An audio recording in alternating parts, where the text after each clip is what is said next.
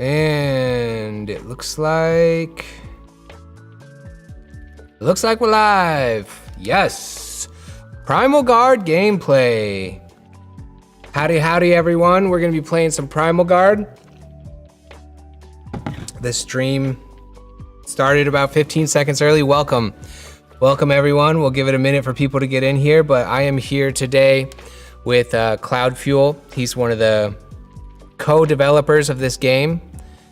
Worked alongside some other really talented people over at Creo Cards with some input from myself. But today we're gonna be showing you some full gameplay of Primal Guard and trying to just explain as much as possible because literally everyone watching this stream is probably new to the game. Stoked in Montana, keep it up. I just made it, it's time, hello, hey, hi from Michigan. Yo, what up neighbor? Hi from Michigan, right back at you. I have lots of Primal Guard ideas. Okay. So we are going to be playing the digital version of Primal Guard. This is built inside of Tabletop Simulator. And we have like every card in the game down here. This is pretty cool. There's like a little deck builder, so you can like put cards in here and it'll tell you like their point total and stuff if you want to build custom decks. We have the playmats here. We got the starter decks kind of laid out over here. Down here there's some little cheat sheets which I will be referencing from time to time because the game has changed pretty frequently based on our playtesters' feedback. There's been lots of playtesting going on and there's been iterative changes along the way. If any of you are interested in playing this digital version of Primal Guard, you can check that out on the Creo Discord server. You have to have a copy of Tabletop Simulator, which does, you know, it's something that you buy off of Steam, but after that, it's basically free to play. Got playmats now. Hi from Brighton, England. Hi from South Africa. Hi from England. Yo, what's up, everybody? All right. We got some people in here. Cloud, you want to say hi? Yeah, hey folks, happy to be here. Looking forward to showing off some gameplay. Heck yeah. Hey, before we jump into the game, you guys, if you can let me know, is my voice too loud? Is Cloud's voice too loud? Is the music too loud? Is there anything you want me to adjust for your viewing pleasure to make the listening experience? Cloud, talk one more time so we can have them see if yours is too loud. This is my voice. Hopefully it sounds as good as Peter's. Test, test, test. 1, 2, 1, 2. It says audio is solid. Perfect here. Solid. Audio is good. Okay, sweet. Well, without further ado, Cloud. And also, I'm gonna, if there is anybody in the stream who's gonna be sticking around for a while, you're probably gonna be hearing me repeat myself pretty frequently because the nature of streaming is that some people come, some people go, and I'm just gonna keep freaking over-explaining this game for people who are just joining or whatnot. And if you, in the stream, have started to wrap your head around this game, you can answer questions in the chat too, so feel free. But without further ado, let's go ahead and start our first round of Primal Guard. The way that we're gonna start is by drawing 5 cards, which inside of Tabletop Simulator, I'm just gonna hit 5. Oh, I gotta shuffle my deck. Let's put these back in here.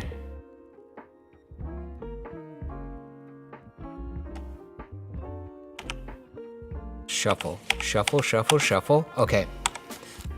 Now we're gonna draw 5 cards. And Cloud, I'm gonna put you on mute so I can kind of talk through what I got going on here. That's good.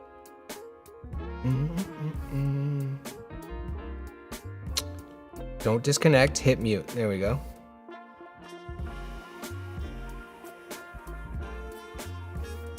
I'm 73 years old, been watching your channel for a while, now really enjoying the creativity. Thank you so much. Okay, so we have a few cards here. We have Oknu, and he's a guardian. D'Artagnan is a guardian. We got the Volcano Watcher. We got Vordunger, who's a guardian. And we got Bullet Brigade, who's a guardian. We got a lot of guardians in this first draw and 1 watcher. Now, when you play the game, the guardians go up here in the top row. The denizens go down here in the bottom row. Your watcher goes over here on the left-hand side.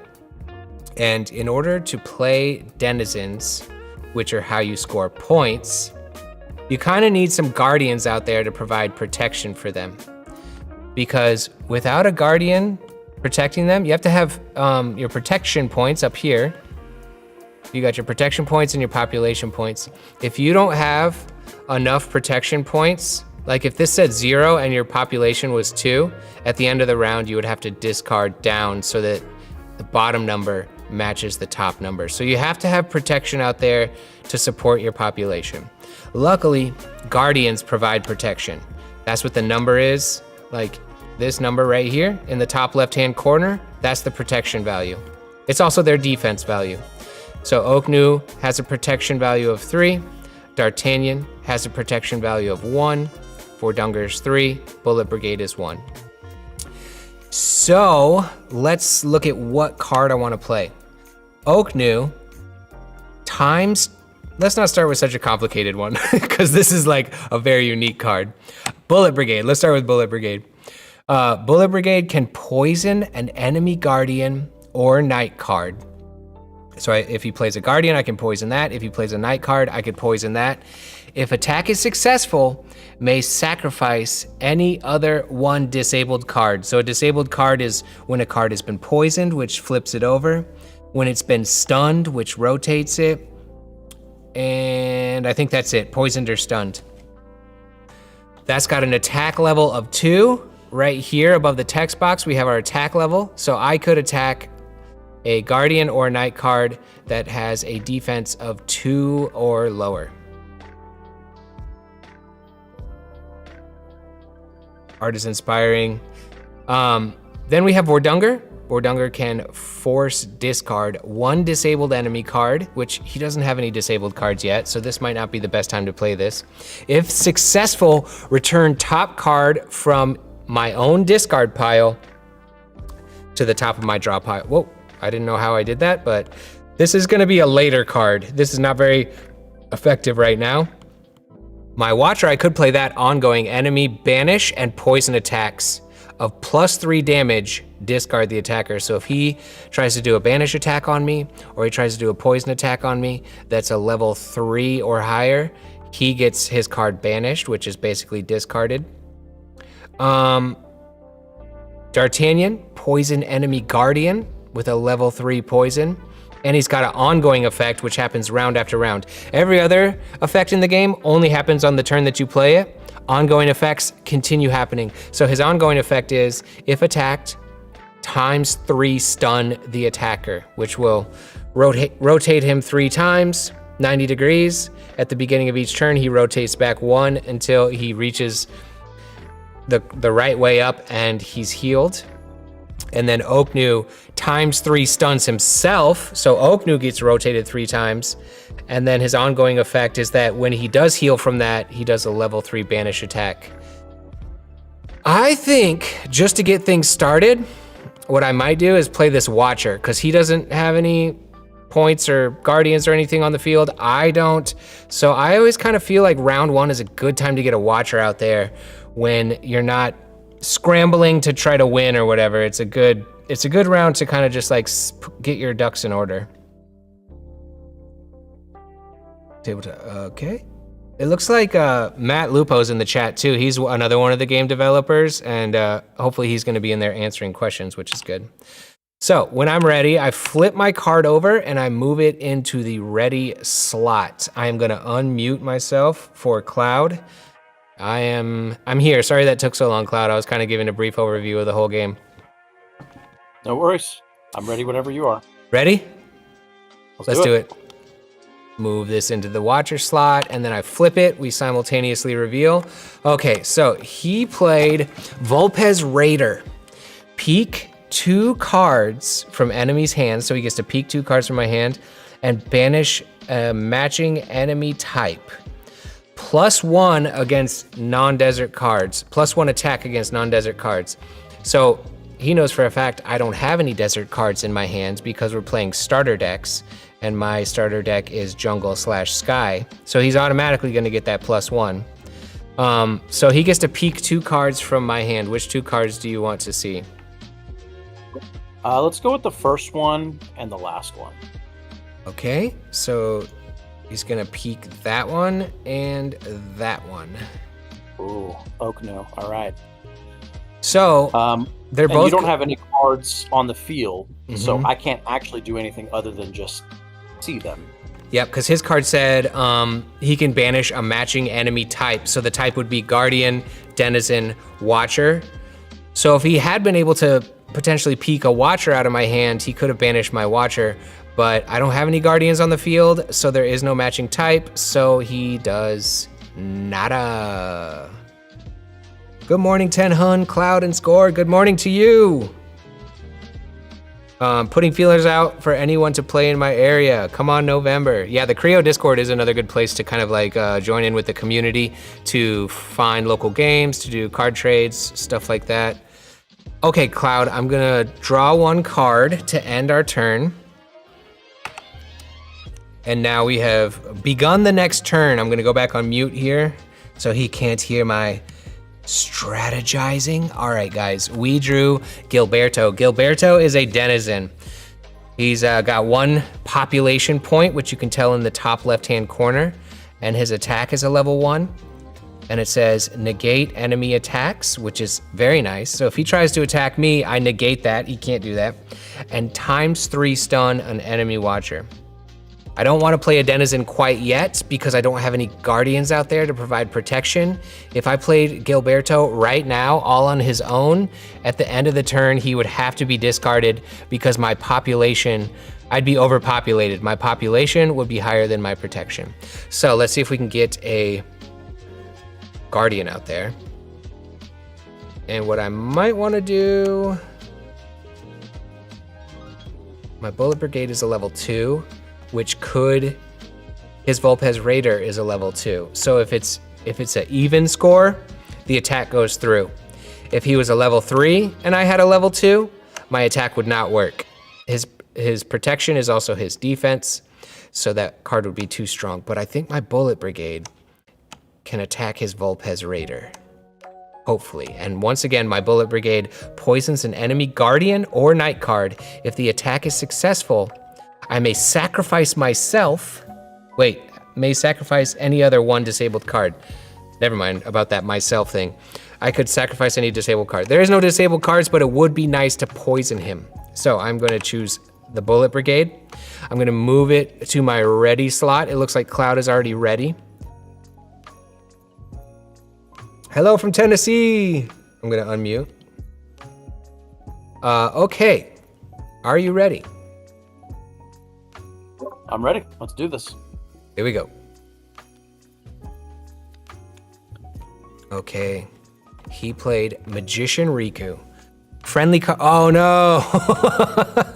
My plans are foiled. Friendly cards have +1 defense this turn. And banish enemy Guardian or Denizen. That puts a kink in my hose. Okay, so his cards have +1 defense, so now his Vulpes Raider is not a level 2, it is a level 3. And as we just discussed, my level 2 attack cannot do anything to a level 3. It's not strong enough. And on top of that, Magician Riku gets to banish an enemy Guardian or Denizen, and Magician Riku's attack level is a 2. Meanwhile, I only have a defense of level 1, thus he played a magnificent Uno reverse card on me, and I am banished. So the banish attack forces me to discard the card off of my playfield, and I am back at square 1. Ooh, well played, sir, well played. Okay, so now we draw a card to end our turn. Is this making sense to you guys so far? Let me know if you have any questions. I'm gonna go back on mute, Cloud.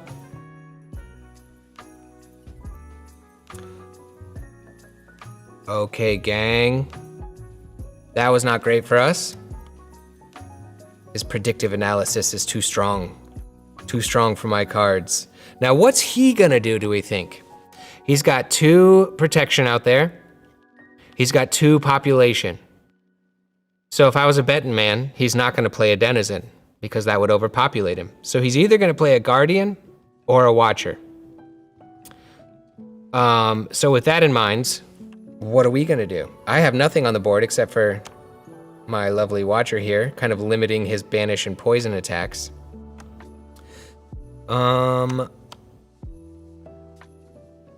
This one is about forcing a disabled card. There's no disabled cards yet. Maybe we should throw old Oknu out there. Now, Oknu is gonna stun himself 3 times right when I play it. But when he heals, he'll deliver a level 3 attack.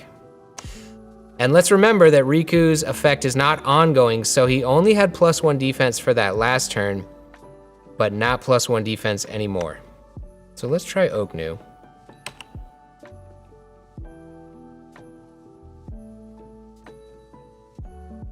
Will the discard card ever come back into the game? Yeah, if you go through your entire draw pile, this gets shuffled and returned to your draw pile. And Jonathan says the next round his Guardian is back to a level defense 2, right? That is correct. Yeah, we just mentioned that. It's not an ongoing effect, so it's just for that 1 round only. So let's move this to the ready slot. I'm gonna get back on this call. Alrighty, got my card ready. Are you ready? I'm ready. Here we go.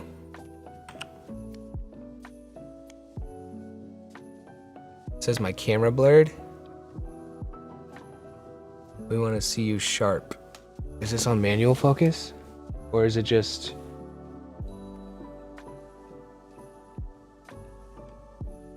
Maybe it's just the stream quality right now. Let's see. So you played Air Jack. $2 super chat. Congrats on finishing this massive project from Teely Wit. Thank you so much, Teely Wit. Air Jack, banish enemy level 3 card. Now, I am ×3 stunned. So we go 1, 2, 3. And you cannot do a banish attack on a disabled cards. Disabled cards can't be attacked. So his Air Jack doesn't really do anything in this scenario. Yeah, I really didn't have too many options. It worked out pretty well for you that you had the one card that actually basically goes to sleep when he first gets to the field. So that didn't work out. Now, if I had actually pulled that off, your Watcher would have banished my card as well. So it would have been like, that's I true. Take you out, you take me out kind of a thing. So yeah, it was like a trade, but nothing really happened there. Let me see if I can... Why is my camera so blurry? I'm gonna look at the camera settings real quick.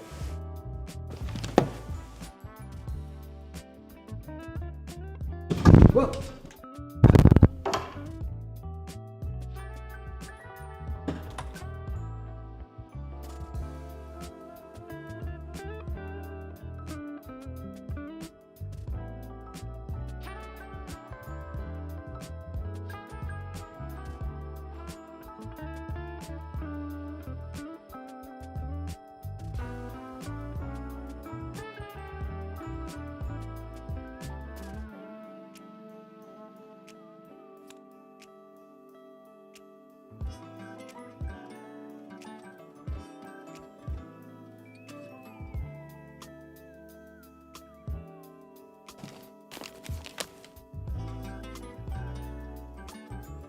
Is that better?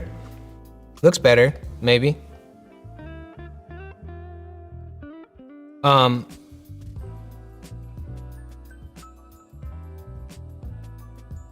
said, so if it's not playable, perhaps flip it over so it isn't so distracting. Flipping a card over means it's poisoned.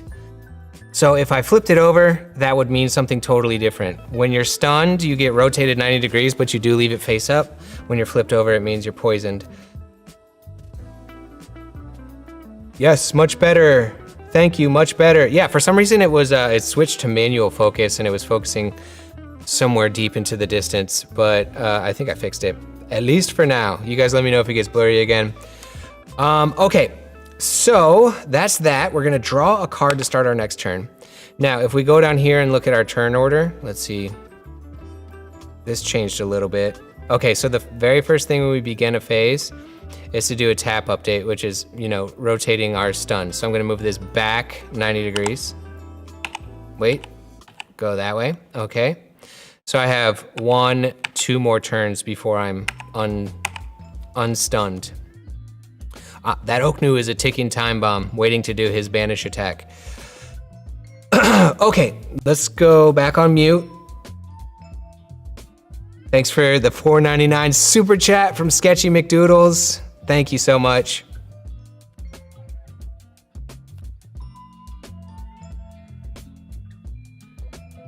Oh, and I don't think I've mentioned this for anyone who's just completely stumbling in here out of the dark, but the Kickstarter for this game, Primal Guard, is live right now. If you go to primalgard.com, it'll redirect you straight to the Kickstarter page. Thank you so much to everyone who has supported it so far. The launch has just been absolutely tremendous. You guys are the freaking best, and it feels so good to put like a year's worth of work into this game and then have you guys come out and support it so strong. I really appreciate you guys so much. Thank you. Okay, but back to the game. We got a common watcher, ongoing. Watchers not generally, but like always have ongoing effects round after round.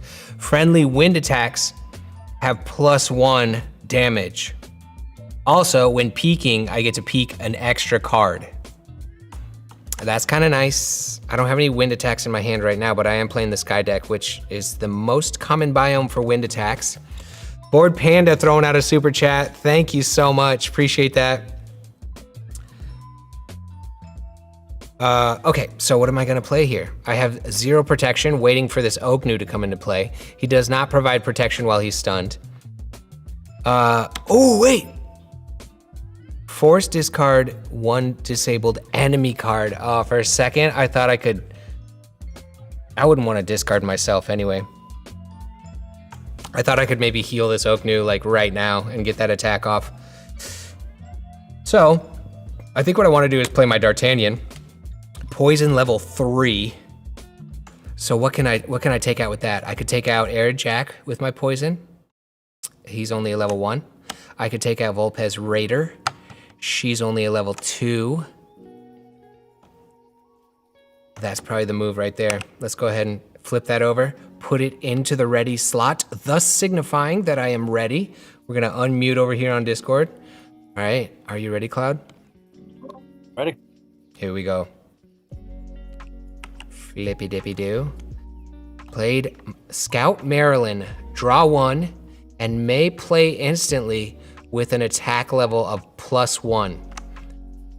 Meanwhile, I got my D'Artagnan. Do you draw? Let's see, when does the draw happen? Draw at the very end of the effect order. End phase. Oh yeah, draw a card is the very last thing in end phase. Okay. Okay, so my D'Artagnan is going to attack. I think what I want to do, guys, is take out his Vulpes Raider because his Vulpes Raider provides the most protection, which will poison that. And then if we look over here, his protection has gone to level 1 and his population is at level 3, which means he's overpopulated, which also means that he has to discard the card starting closest to the Watcher until he achieves population harmony. What's great is he has to do both because discarding that level 1 did not get him all the way down to 1. So I have wiped his denizens off the board and I have poisoned his Vulpes Raider, thus clogging up a spot on his playmat here until he can heal that card. Feeling good about that move. And he still gets to draw his card and potentially play an attack.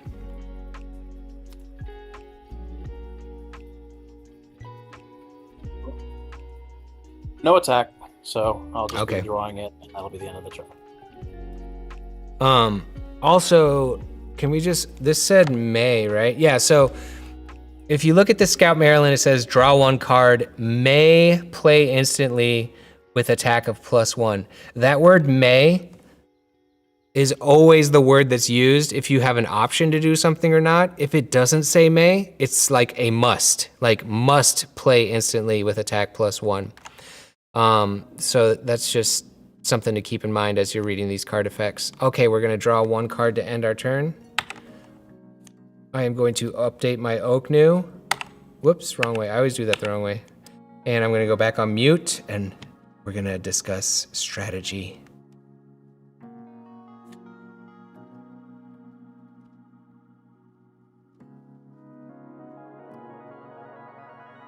Yeah, Score says Oknu updates at the start of the turn. Did I forget to update my Oknu? I thought I did. Oh well, whatever. Okay. I always forget to do that. Pretty sure Oknu goes live this turn. Well, I don't know. We got Tatiana. Level 4 Denizen may move one card or sacrifice one disabled card. So that's something I could do, but I don't have enough. She's a level 4 Denizen and I only have one protection out there. Let me... Hey, Cloud. Yes, sir. Score was saying that he thinks I missed a tap update and Oknu goes live this turn. Did you played him last turn, right?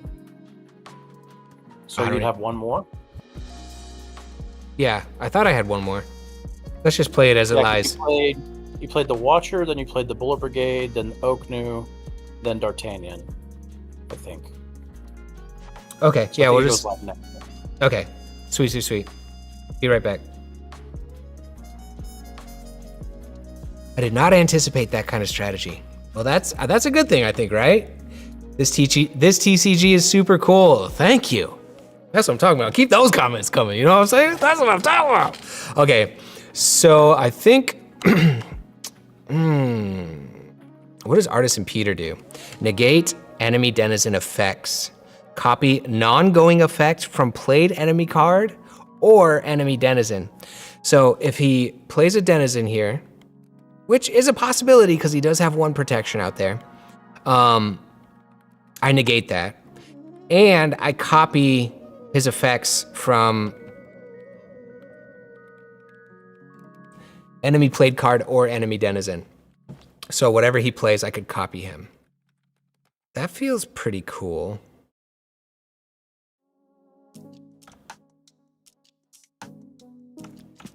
Meanwhile, Gilberto is also a negate card where I could negate enemy attacks and ×3 stun his Watcher, but he doesn't have a Watcher. I'm gonna throw Artisan Peter out there because, you know, when I can play a Peter, I play a Peter. Probably my favorite card in the game. I don't know why, something about it, I just like. Maybe you guys can figure out what it is I possibly could like about this card. It's escaping me right now.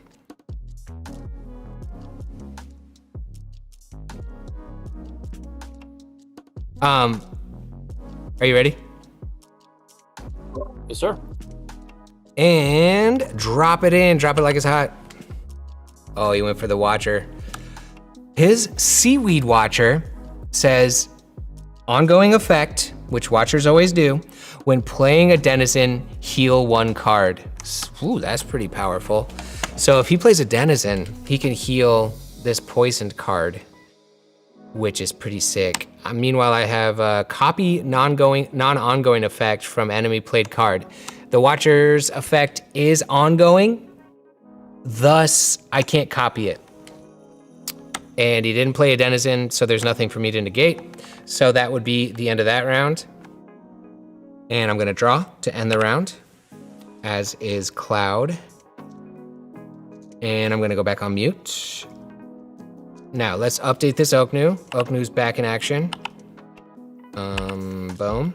So that level 3 banish is gonna go through. Meanwhile, what do I want to play?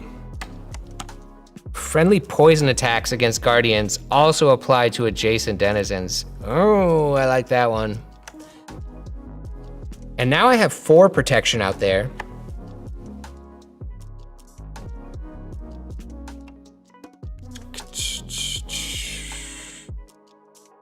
This game has eye candy of Wingspan, but the fun and strategy of a TCG. I love it.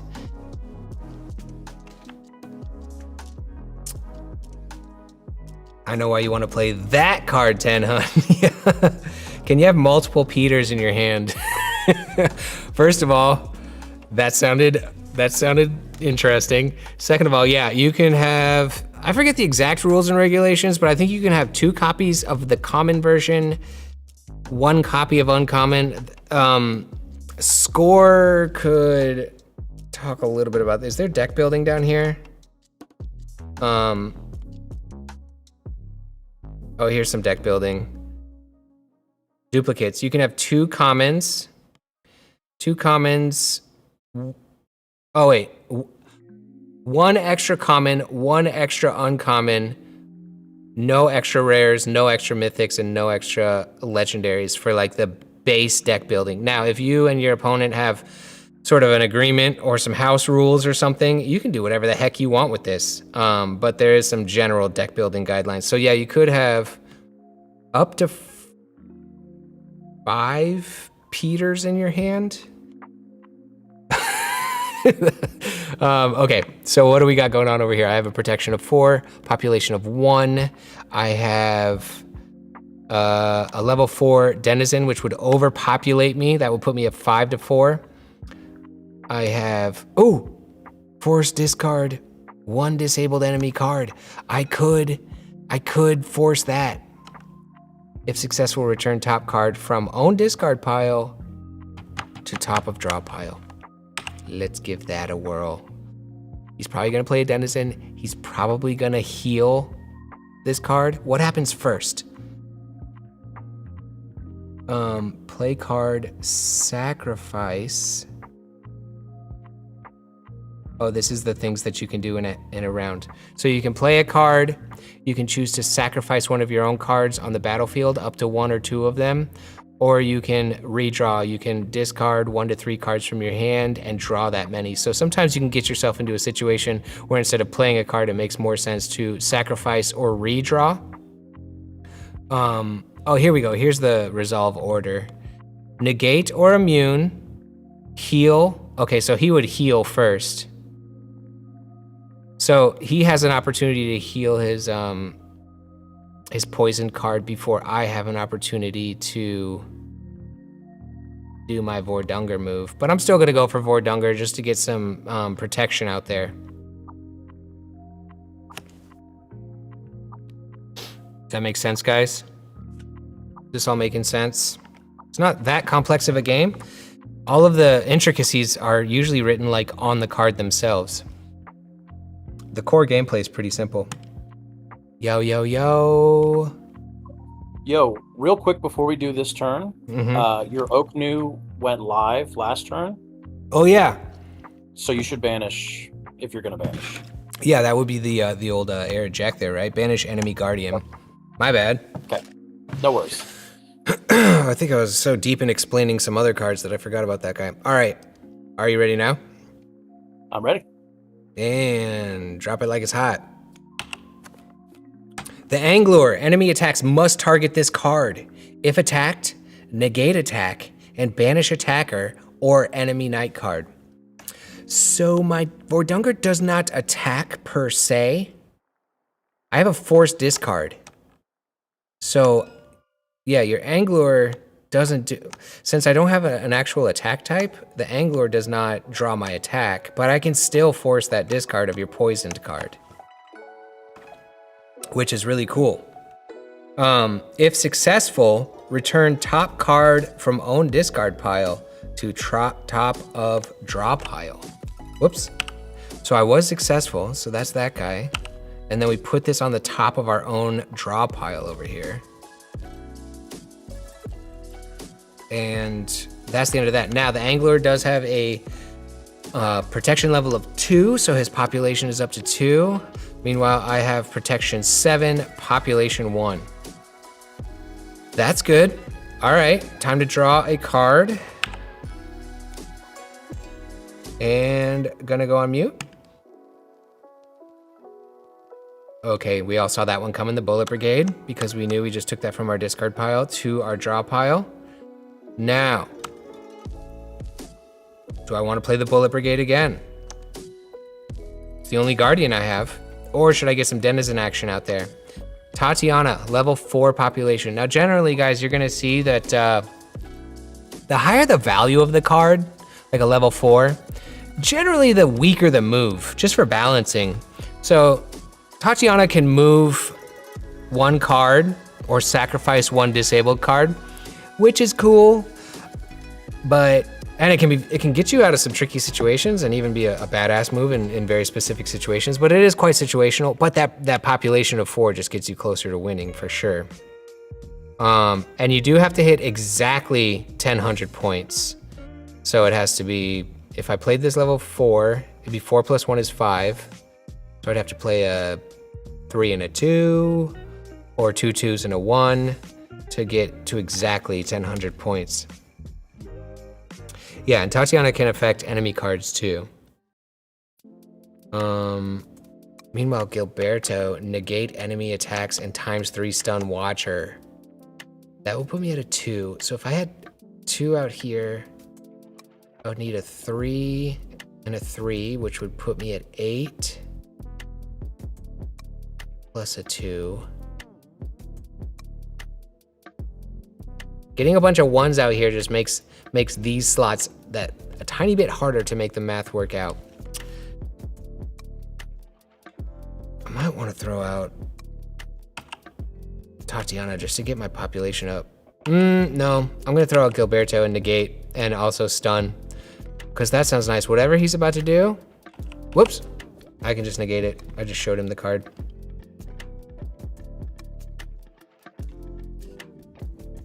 Is there a tracker like in Magic? People use dice to keep track of health.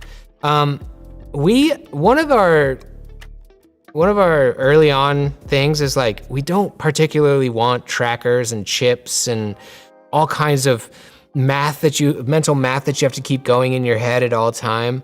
So there's generally not trackers. Like the stunned cards get rotated the amount of times that they're stunned, and at the beginning of each turn, you just update that. And then there's not really much else that you would particularly need a tracker for in this game. The math is all pretty lightweight. Yeah, we really wanted everything to kind of happen on the turn. Yeah. And be resolved by the end of the turn. So that way, going into the next turn, you can kind of forget about what just happened and focus on here and now. And if you do have a Watcher that like slightly buffs your attack or your defense or whatever, it's always like +1. So it's like 3 plus 1 is 4, 2 plus 1 is 3. So it's not like, oh man, I need spreadsheets and a pad and a paper and trackers and stuff to like keep track of all this crazy math and damage boosters and all that stuff. It's a little bit less intense than that. Are you ready? Yeah, I'm ready to go. I forgot what card I played. I'm not sure if this is a Denizen or a Guardian. It is a Denizen. So he played Dry Agassizi, a Desert Guardian. Return 1 friendly rare card to your hand. And the rarity symbols are down in the bottom left-hand corner. So you can see there's a pink Watcher down here in the bottom left-hand corner. Right there. So that is a rare card. It's also not generally in the game, it's night cards. I think in every instance it's a night card. So you can look for this little night symbol right here, or the crazy purple color scheme. So he can return 1 friendly rare card to hand, and enemy returns 1 active rare card to hand as well. Meanwhile, I have negate enemy attacks and ×3 stun Watcher. So I actually don't have, I guess my Watcher is a rare card. So my Watcher would get returned to my hand. Okay. Meanwhile, your Watcher is ×3 stunned.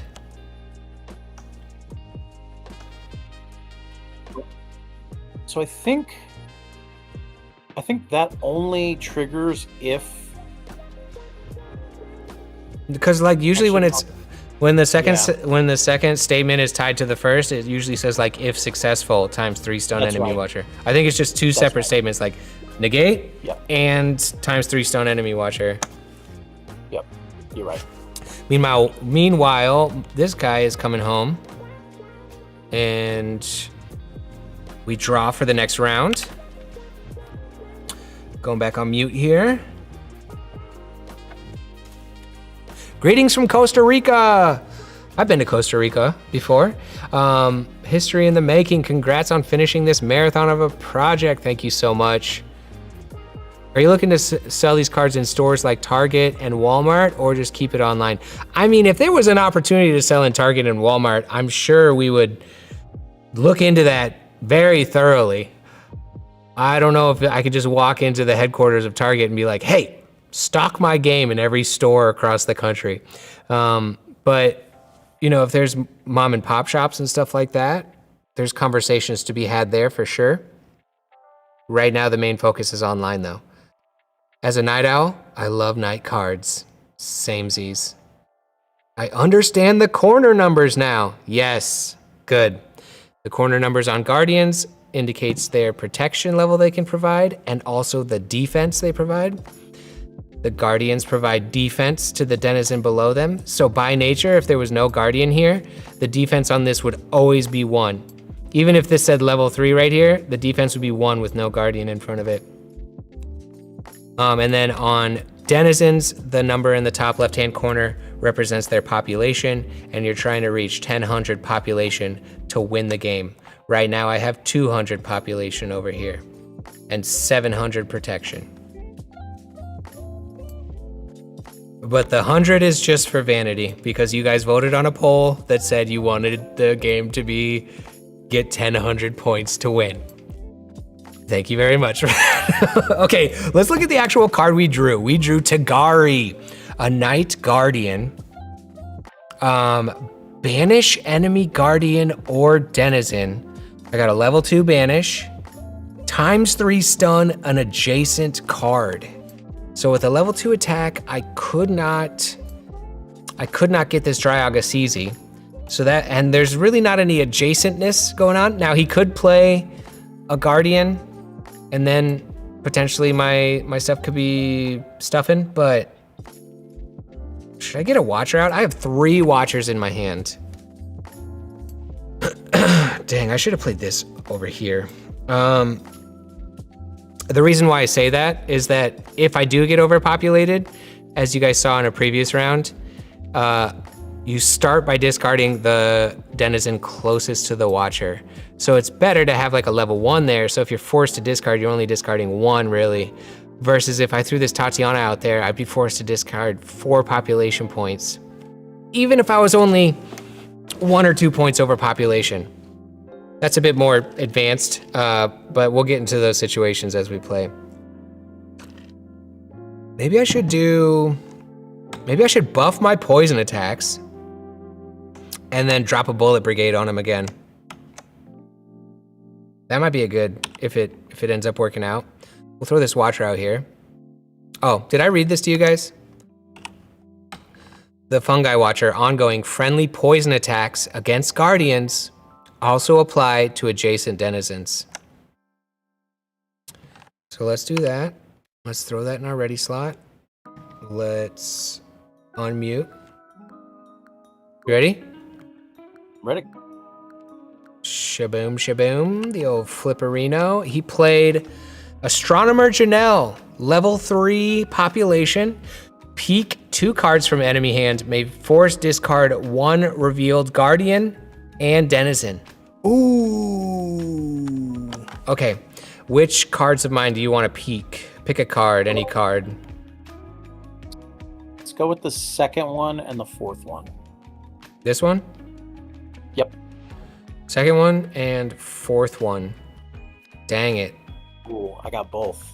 Okay, so he may force discard a Denizen and a Guardian. He just so happened to choose a Denizen and a Guardian, so both cards get discarded. Bummer. So at the end of this turn here, I only draw 1, right? So I'm only gonna have 4 cards in my hand. Right. You have to have a minimum of 3 cards, and you can have a maximum of 8 cards.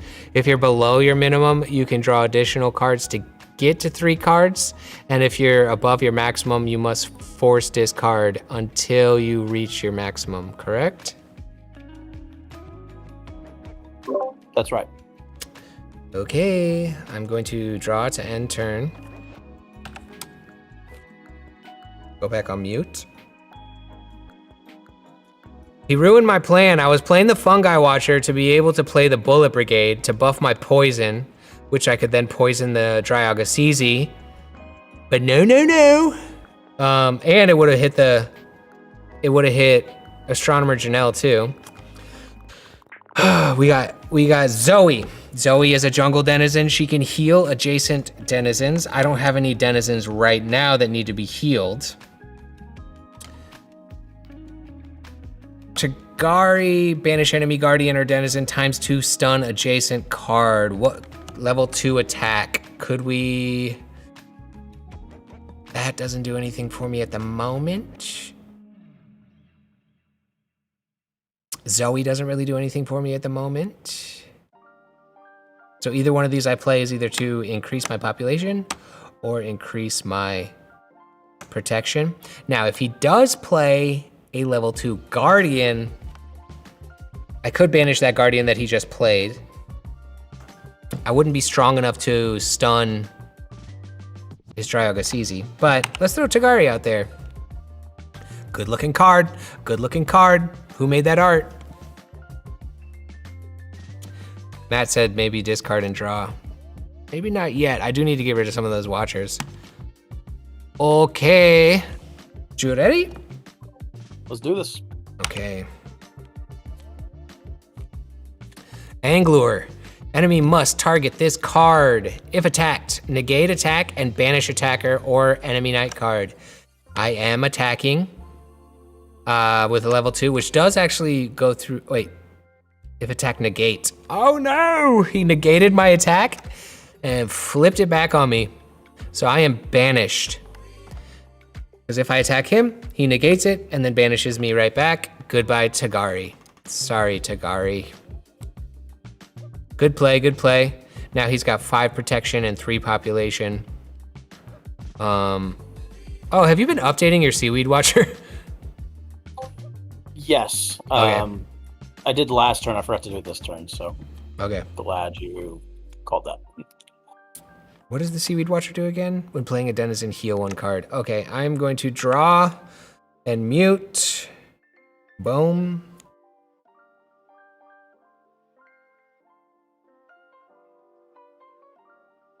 If PRIMALGARD really blows after Kickstarter and ends, would you be interested in expanding, i.e. launch PRIMALGARD merge or a product at a later time if the opportunity arrives? I am open. I'm open to expanding for sure. It's been really fun creating this world, developing this game, working with Creo.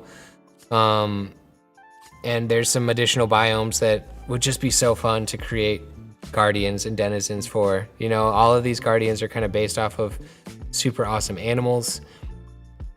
But there's like, you know, there's big holes still. Swamp biome, forest biome, Arctic biome, river biome. There's a lot of cool animals, a lot of cool biomes, a lot of cool environmental stuff to play around with. Tell your friend about the Kickstarter. The more successful and widespread that PRIMALGARD becomes, the higher the likelihood of, you know, all that stuff. So word of mouth is like super helpful. PRIMALGARD.com, Kickstarter, baby. Check it out. What's going on here? What do we draw? Chroma King. Copy non-ongoing effect from enemy played card or adjacent active friendly guardian. If I played this here, I could poison him.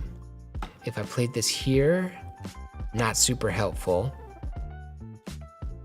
Or I could copy whatever he's about to do. Copy non-ongoing effect from enemy played card or active friendly guardian. I like that.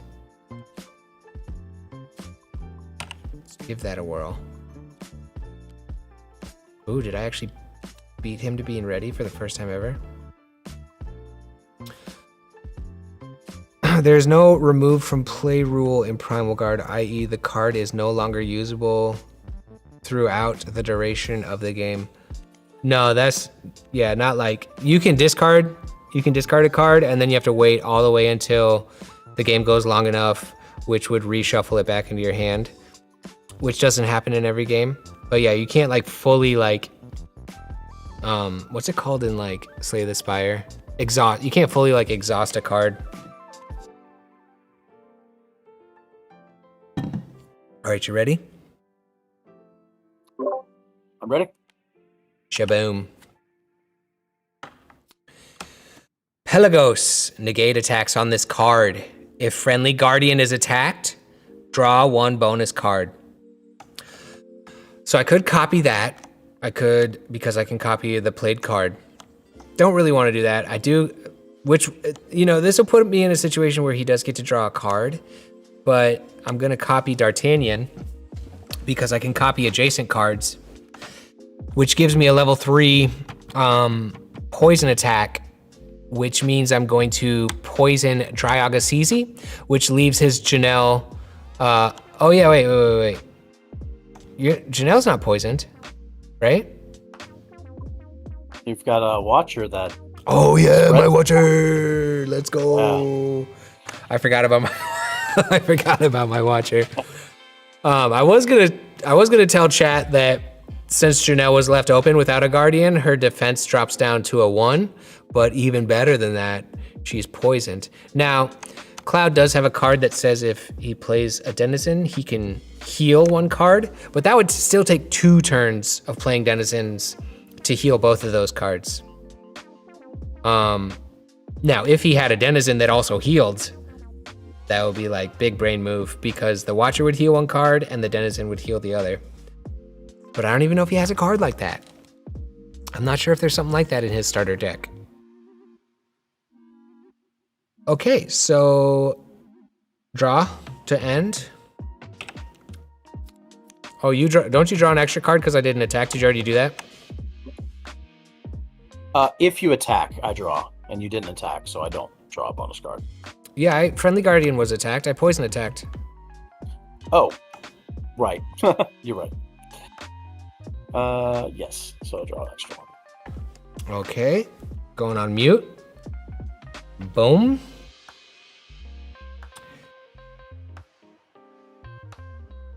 Yep, Watchers are ongoing.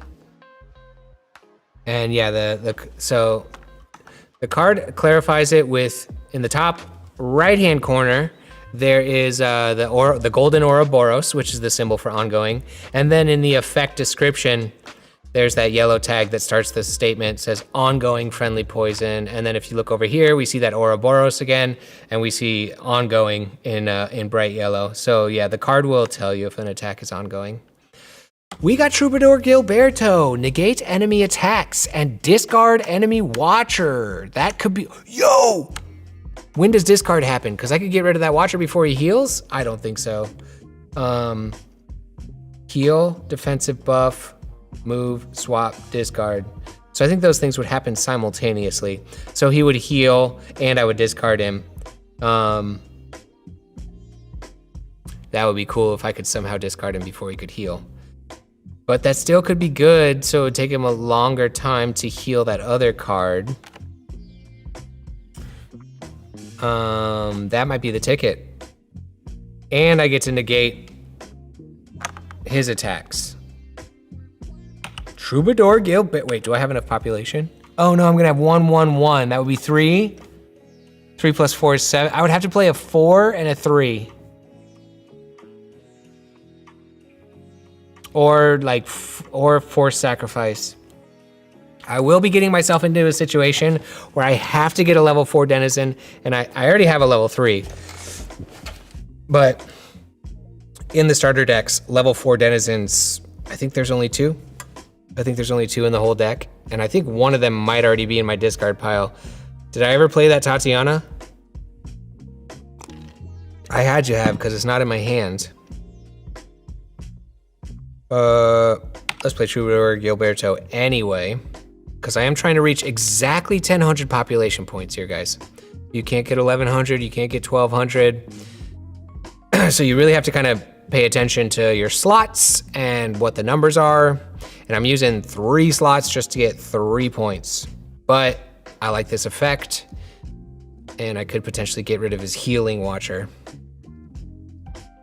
Yeah, he made me discard the Tatiana, says Zori array. Let's unmute. Oh, I didn't even put my card in the ready slot. There we are. Unmute. You ready?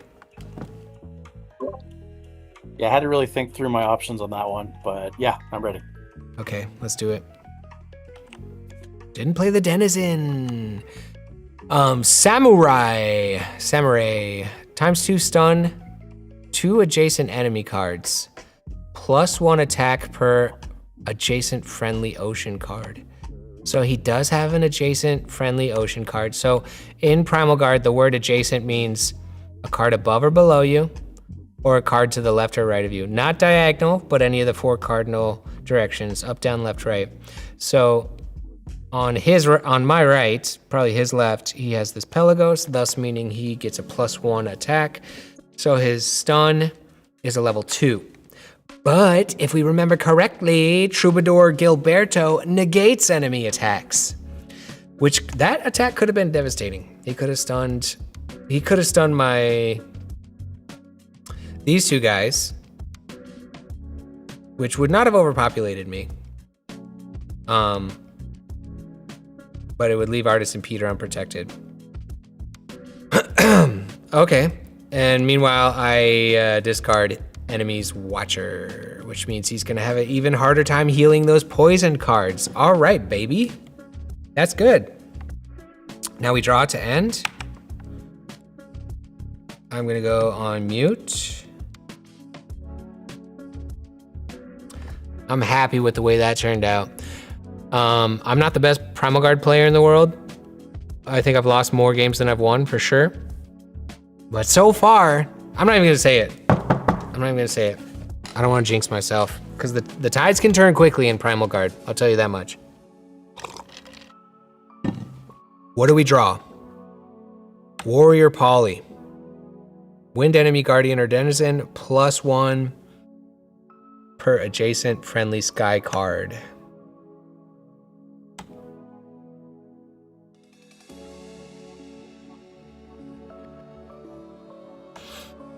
Here's my problem. I can only play a level 3 and a level 4 here to get 1000 points. I don't have any guardians. I got 2 watchers I'm not using.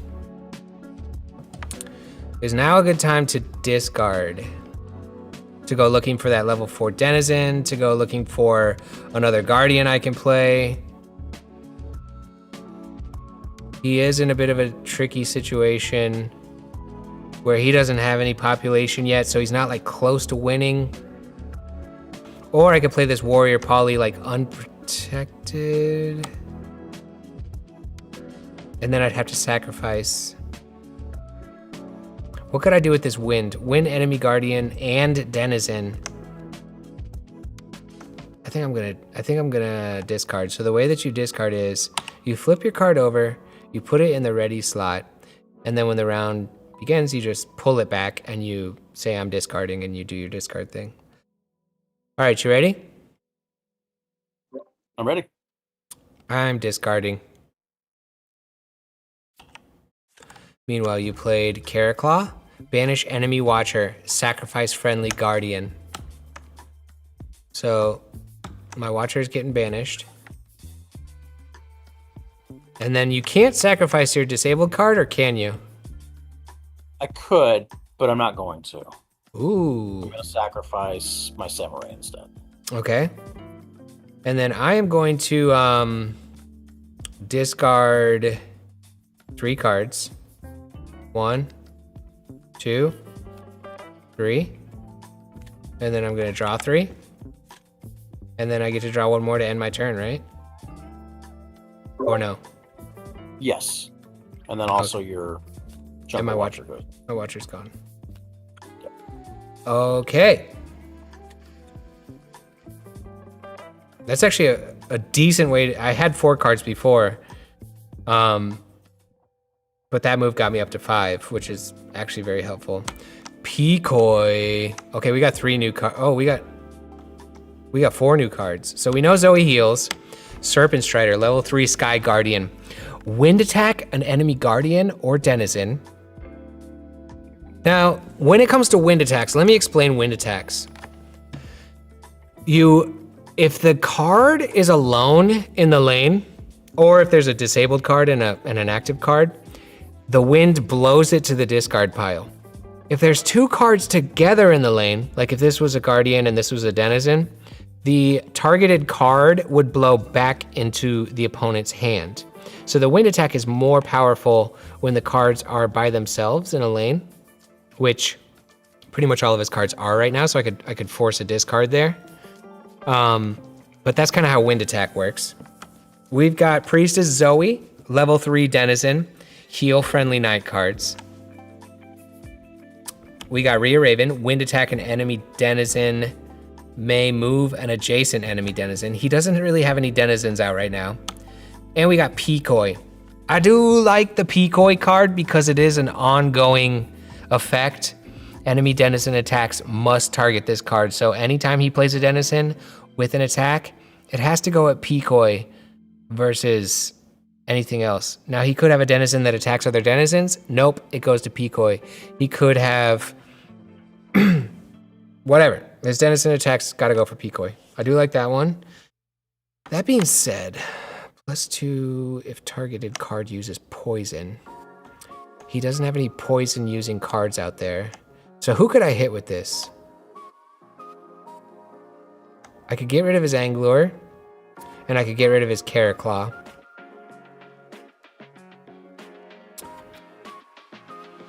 I might want to play the Serpent Strider just to get rid of either Anglure or Caraclaw, because that's a level 2 defense, and that's a level 2 defense, and this is a level 2 attack. So when the attack is even with the defense, the attack goes through.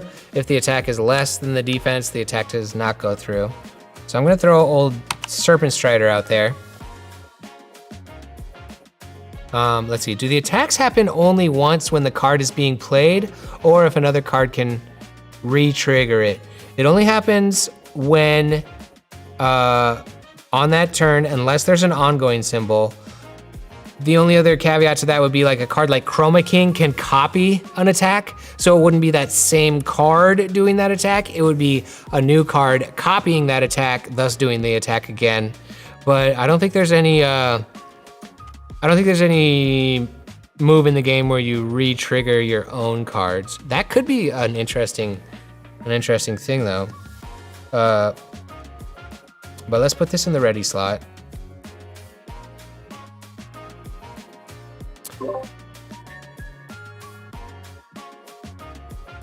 So we have a question. So the points awarded by your Guardians is the threshold you have to populate to?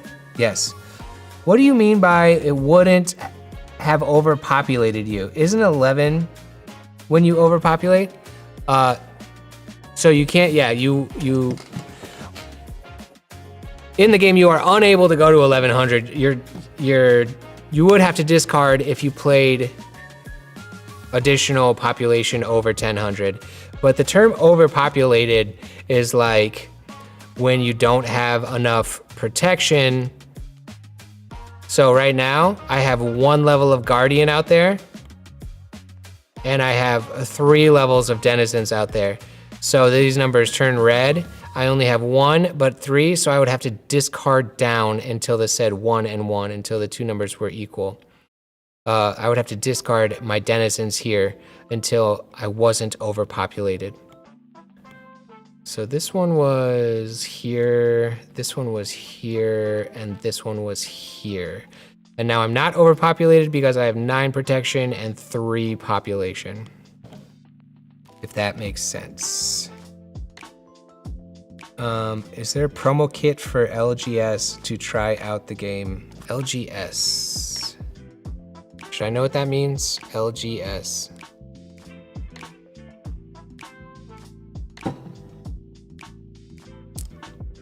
The local game store. Oh, local game store. The samples that we ordered, the physical cards, we had to send in the samples so early that all of the moves and point values do not reflect the current build of the game. So the only way to really play the current balance, the current patch of PrimalGARD, is through Tabletop Simulator. You get a copy of Tabletop Simulator, and on that you can play PRIMALGARD for free. All the info on getting in there and doing that is on the Creo Discord server, which is discord.gg/Creo cards or something like that. It's linked in like almost every episode of my TCG series. But yeah, we don't have any sample kits right now because the physical cards that we do have are actually like kind of unplayable, just based on how many iterative changes have happened between ordering the samples and today. And a lot of that is based directly on the playtesting that everyone's been doing inside of Tabletop Simulator and the feedback we've been getting, and that's been really helpful over on the Creo Discord server to make a bunch of updates to make the game more balanced, more fun, more playable, so there's not like super OP cards and stuff like that. Yeah, local game store. Yeah, thank you guys. Seems overly complex for a speed game in real life. Well, I am trying to overly explain everything and answer questions in chat. If both me and Cloud could play this game relatively quickly, because we have played like a dozen games, but I'm definitely like taking my time trying to explain as much as possible because literally everyone in this chat has never seen this game before. So this is probably the slowest game ever of PRIMALGARD that's been played. But hopefully I'm communicating effectively and you guys are kind of wrapping your head around this game. All right, speaking of taking a long time, let's play our cards. At this point, I've forgotten which one it is, but Okay, I've forgotten too. We'll figure it out when we play it. Yeah, let's just, I don't even know. Oh, it is a Guardian. Okay, cool. All right. So he played Engineer Alice. Ongoing defense +1 for self and adjacent Guardian. So Pelagos now has 4 defense. Engineer Alice also now has 4 defense, and that's an ongoing effect, so that continues happening round after round. Serpent Strider, wind enemy Guardian or Denizen. If targeted card uses poison, +2 attack. So I can wind Anglur or Caraclaw. I think I'll wind Anglur. So, because there was no other card in that lane with Anglur, it goes to the discard pile. If there was an active Denizen in that lane, it would have simply been blown back into his hand. And that ends that turn, so I am going to draw 1, go back on mute. Will you be at Gen Con? No plans right now to be at Gen Con. That's in like August or something, right? We do have a sloth on the board. Yeah, that slows the game down too. If you play an Ognu, you have to play slower. It's like part of the subtext rules. Could make a custom diced attack population and defense, like a D10. Yeah, I mean, if you want these counters IRL, you could come up with your own system. Appreciate the reply. Okay. Yeah, Matthew is in the chat, and he is one of the game developers, so he's answering some questions here. We got Ask Alir. Peek top 3 of deck and choose 1. All my Guardians are full, and I have 12 protection, so I'm not too interested in playing Guardians at the moment. I have a level 3 Denizen, and I have two level 3 Denizens, I should say. Heal friendly night cards, heal adjacent Denizens. They're both heal cards. This might be another. Okay. I have 2 there, right? 6 + 6 + 2 is 8, which would leave an open slot for a level 2. See, I'm either looking for a level 4 or I'm looking for a level 2. I guess I could try and pull one of those first. What I might want to do. Sorry, I'm not explaining out loud very well. I'm like thinking out loud, but I'm not explaining that well. I'm trying to get to exactly 1,000 points here. I have 100, 200, 300, which means I need to play a level 3 Denizen, level 300 Denizen, and a level 400. 4 + 3 is 7, + 3 is 10, and I have to get to exactly 1,000 population. So I'm just trying to either draw a level 4 Denizen or draw a level 2 Denizen, sacrifice one of these level 1s, play my 2 level 3s and my level 2, thus bringing me to 1000 points. Those are the thoughts that are going through my head right now, and I think the best way to do that is to discard these 3 Guardians. So that's what I'm gonna do.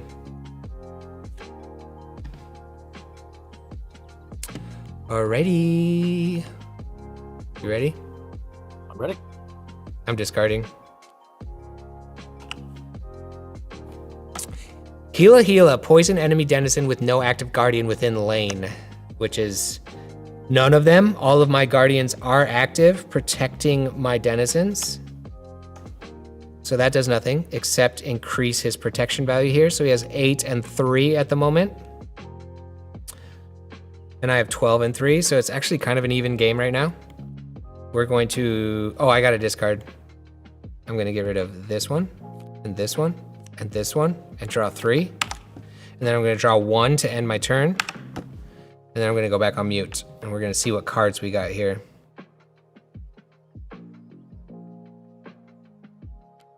Would need an IRL visualizer. I mean, honestly, adding up to 10 is not super difficult. I feel like you can kind of keep track of it in your head, but you could totally do some kind of visualizer or a tracker for that.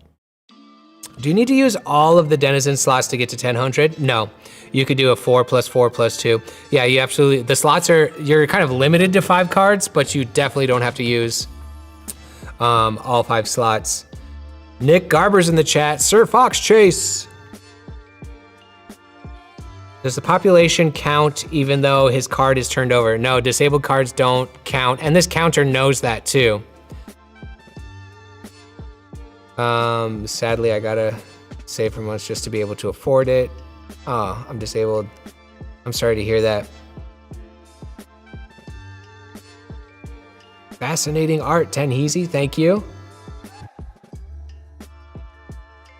Great idea to consider a digital version of this game in the future. That would be fun. I mean, we do have a digital version of the game right here. Granted, it is built inside of Tabletop Simulator, but it is open to the public. You have to get a copy of Tabletop Simulator, and then on the Creo Discord server, you can subscribe to this particular game inside of Tabletop Simulator, and it's open for anyone to play. And you can like organize games in the Creo Discord server and stuff. So if you're liking what you're seeing here today and you want to get in here and like build some custom decks down here, you can, we've got this deck builder where you just like put cards inside this rectangle and it counts up all your stuff for you. The starter decks are over here. It's pretty fancy schmancy, but yeah, it would be cool to have like, I don't know, a freaking iPhone app or a Steam game or something. Could be cool. Never say never.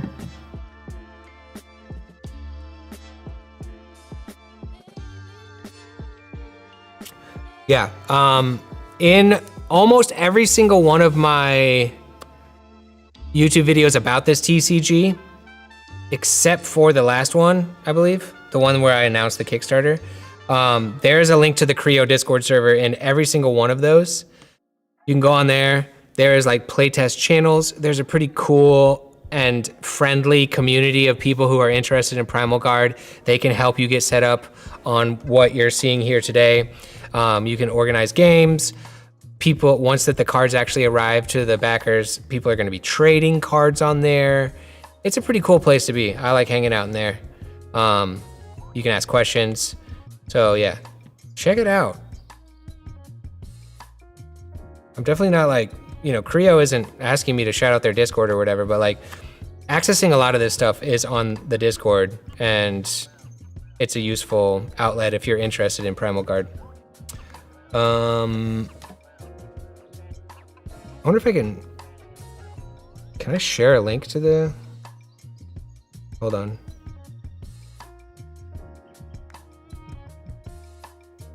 Let me just drop a link in here real quick.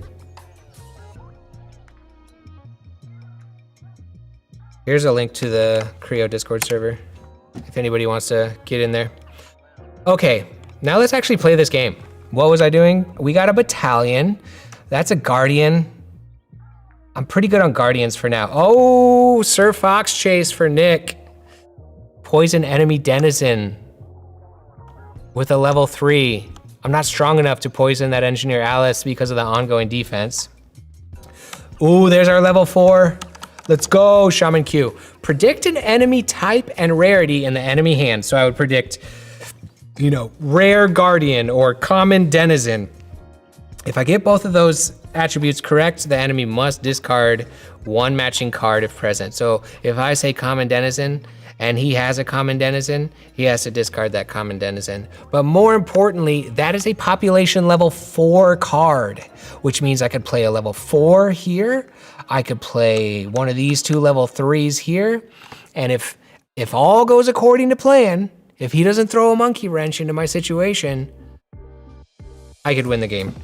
So I'm gonna, of course I gotta go for it. Of course, I'm not gonna do anything else. Let's throw Shaman Q out here. Let's unmute. All right. You ready? I'm ready. Let's go. Boom. We got Janelle. Peek 1 card from enemy hand, discard if denizen. Which card do you want to peek of mine? Let's go with the middle one. Oh, sorry, Nick. Sir Fox Chase gets discarded. Nick is in the chat right now. He's gonna be so sad that Sir Fox Chase never got his moment in the sun. Meanwhile, I get to predict a card type and rarity, and if you have it, you have to discard it. So using my Shaman Q powers, I'm gonna say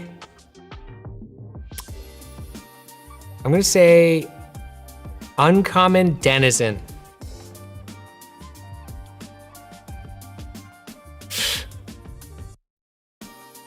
So I do have an uncommon denizen. Let's go. No, that's a common denizen. You're right. I picked the wrong one.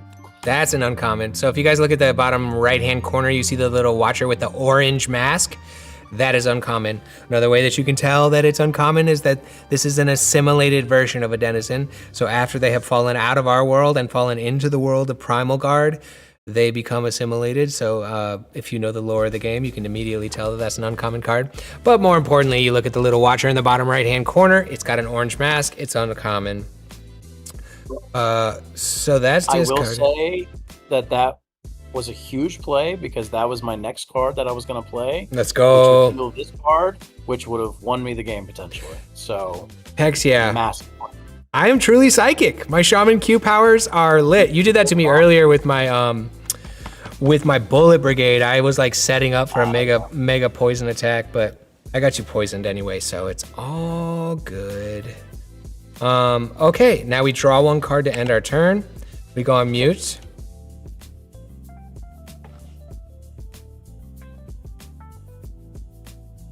Okay, all right. We gotta go for it, guys. We gotta play our level. We're at 7 right now, right? Population 7. We have a level 3 guardian here.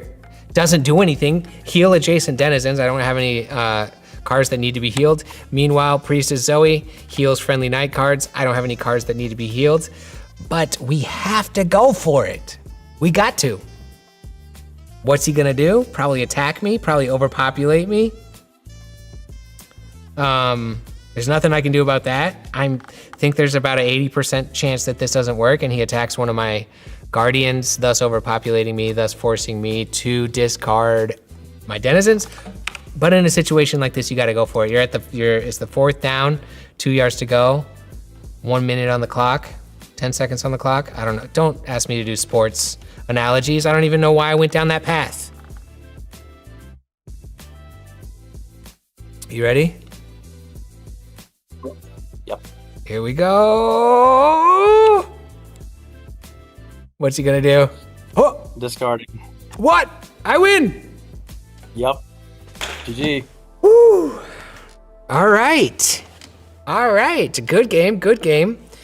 So that's how you play PRIMALGARD, guys. Who's got questions? We're gonna play another game for those that are maybe joining in a little bit late and want to see the beginning of the game, or you know, who just want to hang out. Maybe you're drawing. Maybe you're cooking food. Maybe you're doing laundry. You're just hanging out with us on stream. But we're going to definitely play another game. But if anybody has any questions, holler at me. I feel pretty good. I wonder if Cloud is like, oh, this 1000 streaming on 1000's channel. Maybe I'll play bad for the first game on purpose because my track record is not that great in this game. I lose a lot. No, I had a lot of great plays set up that, like, every time I was at the precipice of pulling it off, you would do something that, like, threw a wrinkle in the plan. So it just it worked out that way. I probably could have played some other stuff that particular round or that last turn. I just I had so many level 1 denizens, and I was really trying to, like, catch up because I was 4 points behind, or 4 population behind. So it was a risk. I thought maybe I could get rid of 3 cards, try to get that perfect level 4 denizen to finish it off. Yeah, and I was in a situation where I literally had to play a level 3 denizen, so that there was a strong likelihood that I did not have a level 3 denizen in my hand. So yeah, I took a gamble, and it paid off for you. Hell yeah. Okay, let's see if there's any questions here.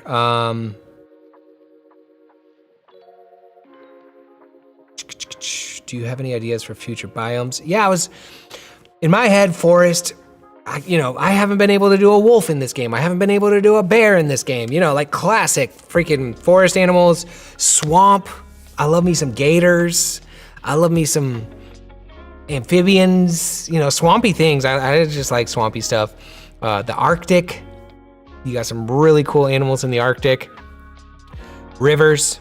How cool would it be if you had a stackable card that was piranhas and you just kept building up this piranha swarm and just devoured your enemy one tiny bite at a time?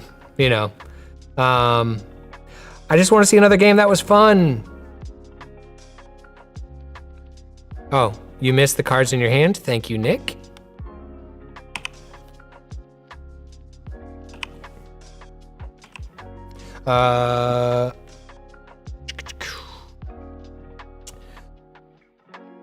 Someone said space biome. Yeah, I know my warehouse manager, Nikki, would just die if I did a dinosaur biome. She's the biggest dinosaur fan ever. But it's just so fun. Like I'm an artist that really leans into an illustrative style. I really lean into character design. I love, bright colors and fantasy and being able to build this world and flesh out these characters, involve some of my classic stuff like Watchers and Instigators and stuff like that. I love drawing animals. It's just really a really cool vessel for me to be able to kind of explore a lot of my favorite things. So I'm just like so into making this game, and I'm so like incredibly thankful that you guys have come out and supported this game in such a major way. And I'm really hyped to be able to, like, it's actually crazy that I'm sitting here on stream with you guys right now playing this game that was just like a super weird idea a year ago. Like it was basically just an email a year ago, and now we're sitting here and we got these cool play mats and we got this whole like freaking thing. It's just like sometimes life is a trip. Sometimes you just gotta step back and be like, wow, this is pretty sick. With that being said, start the next game. I am going to hit R to shuffle, hit 5 to draw 5 cards. And real quick, I saw somebody in your chat was asking about the stackables. So I was just going to show this off really quick. Yeah, that you can stack different rarities as long as they're the same name. So like Jelly Boom can stack with the uncommon version and the common and the rare and the mythic. So you can stack different rarities of the stackables as long as they're the same. At this time, is there a maximum stack size? Is it 4? Yeah, I think we're thinking 4 is probably the most you want to go. Otherwise, it gets pretty unruly having a bunch of cards stacked together on the field. Okay. Yeah, and it gets insanely powerful too. But once again, there's never anything stopping anyone from house rules.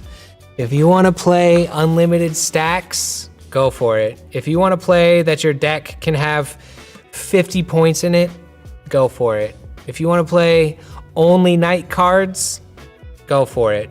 We have guidelines on deck building. We have guidelines on everything, but make the game yours.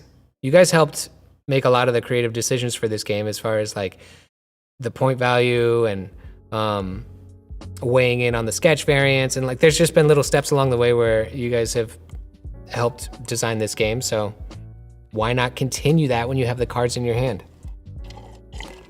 Okay.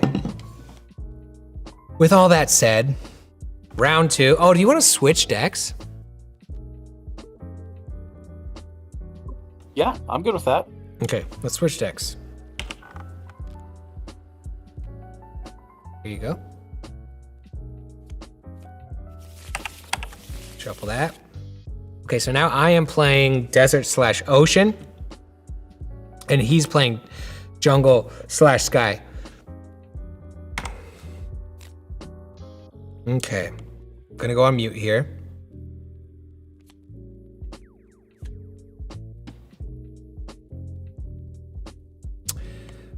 Okay, gang.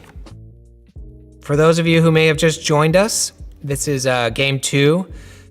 In Primal Guard, our Guardians get played in the top row, our Denizens get played in the bottom row, our Watcher gets played on the left.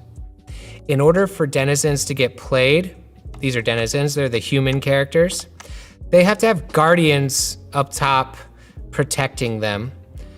So you have to have protection points, and you have to have equal or lower population points. If your population is higher than your protection, you must discard your population until it goes below your protection.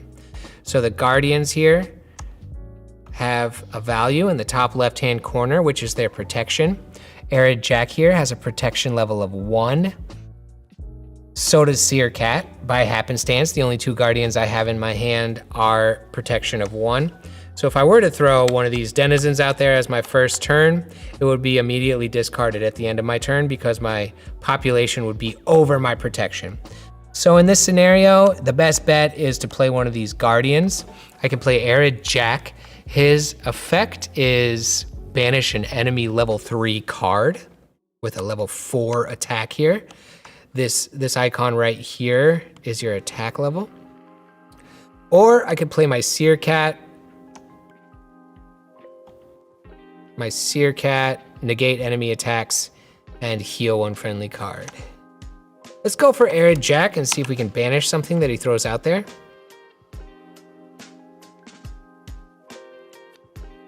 Try and zoom in on the board a little bit here for you guys. All right, you ready? I'm ready. The Battalion comes out. He plays a stackable Guardian. If you look in the top right-hand corner of this card, there's that little stackable icon. It's a level 1 Guardian. And the effect says, Wind enemy Guardian. If attack successful, may move 1 Guardian. So he's got a level 1 attack. I am a level 1 Guardian. So his attack will be successful, but both attacks do happen simultaneously. I have a level 4 banish. I will banish that card. My attack will be successful too. Now, for those of you just joining, the wind attack is, if I am alone in my lane, this card gets blown into the discard pile. If there was a Denizen here with me, it creates a bit of a wind block for that wind attack, and instead of me being blown into the discard pile, the target gets blown back into my hand. But there is no card in the lane with me here, so this is gonna get discarded.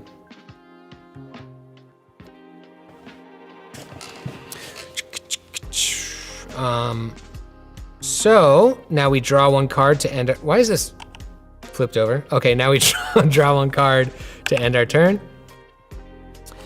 And I'm gonna go on mute so he can't hear me strategizing. Okay, tie deal.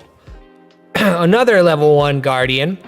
Water attack, Guardian and or Denizen in the same lane. ×1 stun any remaining affected Guardians. Now, tie deal is a nice card.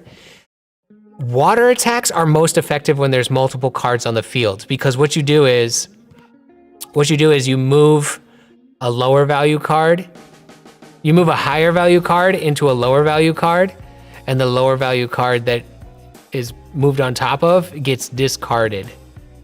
So when cards are adjacent to each other, you can move them on top of each other and potentially discard them. If you move, it's gonna be way easier to explain when there's cards out on the field and I can explain visually. If this were a level 3 and this were a level 2, if I moved a level 2 into a level 3, it's not higher, so instead that card would just get stunned one time. It would get rotated 90 degrees. But we'll cross that bridge when we come to it. It's gonna be a lot easier to illustrate the water effect, the water attack when there's cards out there. The water attack is probably my favorite attack type. Not because it's necessarily the strongest in the game, but because it's fun. It's like a mini game of like, I'm gonna move this card here, that's gonna discard that card. Now you're overpopulated, that card goes away, that leaves that denizen open. Like moving cards around on the playfield is like a little tiny mini game of chess, and I really like using the water attack. That being said, I think I'm just gonna play Seer Cat to negate his attacks. I don't need to heal a friendly card, but I can also do that, but it doesn't matter on this particular round. I'm gonna put that in the ready slot. Unmute.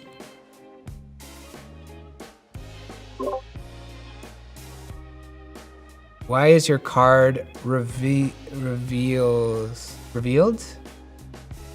I don't know what that says. Well, I think when we first started our decks. Oh, my card was flipped over? Okay. Mine was too, for some reason, yeah. This person asks, how do you choose the slot where you place the Guardian in the first round? Does it matter if you place in the second or third slot, for example? In the first round, it doesn't matter that much. If you do get overpopulated, you start discarding denizens closest to the Watcher. So that could be something to think about. I usually like to play lower value denizens closer to my Watcher. Also, with water attacks, part of the attack is moving one card into the other. So a good defensive strategy is to potentially go like Guardian here and Guardian here and Guardian here with an open slot in between each one of them to help protect yourself from water attacks. But it doesn't matter that much. I kind of just go for the middle a lot of the time. Okay, are you ready?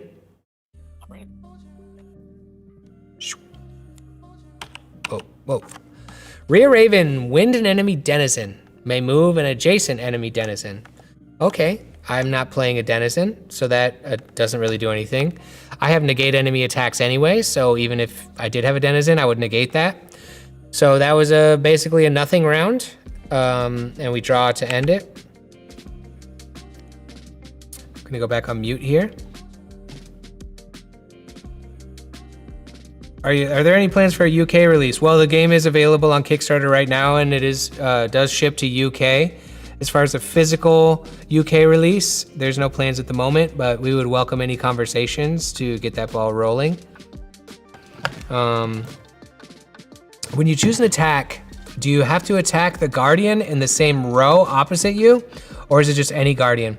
Yeah, you're not basically only attacking in the same row across from you.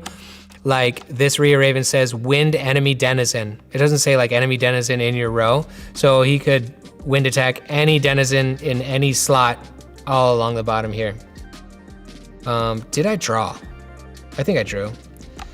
Wyatt, I can't really play my Wyatt at this time, but it says water attack enemy guardian. If enemy card stunned from attack, draw 1. Tideal, water guardian and or denizen in same enemy lane. We like that one. Diver Dom, water enemy guardian and denizen. +2 attack if adjacent to a friendly night card. Ooh. We could try that one, because I would be adjacent to a night card. We also have the common version of Dom, water an enemy guardian and denizen. Dom gets buffed a little bit by being close to a night card, the Diver Dom. Let's do that. Let's try out Diver Dom. We're gonna put that in the ready slot. Unmute here. Ready? Ready. Shaboom, shaboom. Oh. You have Wind, Enemy, Guardian, and Denizen +1. We basically have like the same card from a different biome. Right. +1 attack per adjacent friendly sky card. So you have a level 3 attack. I have a level 4 attack. So I'm gonna... Oh, yeah, I'm gonna water you. You're gonna sky me. So in that scenario, would they just both get blown back into my hands because there is 2 cards in this lane? Or does it go like first this one and then this one actually gets banished? I think both happen at the same time, so I think they're both going back to my hand. Okay. And then am I going right or left? Well, I want one to go right and one to go left. Okay. Which one? Which way? I don't care. Okay. Actually, I want the warrior poly to move towards your watcher. Yeah. Okay. Okay.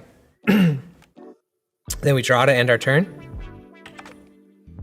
Yep. So as you guys just saw on that water attack, it moves the cards 1 slot over. If there had been cards next to him, there would have been an opportunity for me to move on top of another card and either stun the target or banish the target. But an early water attack when there's no other cards on the field, all I can really do is like separate the Guardian from the Denizen so that now instead of Warrior Poly here having 2 protection from Rhea Raven, any unguarded Denizen that doesn't have a Guardian in the lane above it automatically has a defense level of 1. So any attack in the game could basically take this Denizen out right now. Okay, going back on mute here. Gerbion may sacrifice friendly adjacent card and add their level to your damage. Poison single enemy lane. Now there's no real adjacent cards out there right now, so this might be a save it for later type of card. Should I just throw a Seer Cat back out there again? Yeah, let's do that.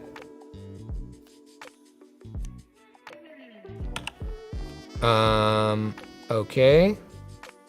I'm ready. After this hand, I'm gonna have Cloud explain some obscure part of the game to you guys while I go pee, because I've been holding it for a little bit.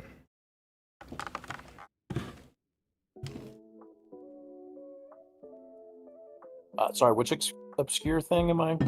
I don't know. We gotta think of something that you can explain to chat while I use the rest. No Maybe if you guys have any questions about the game, ask them now, and then I'll have Cloud answer it while I run to the bathroom after this round.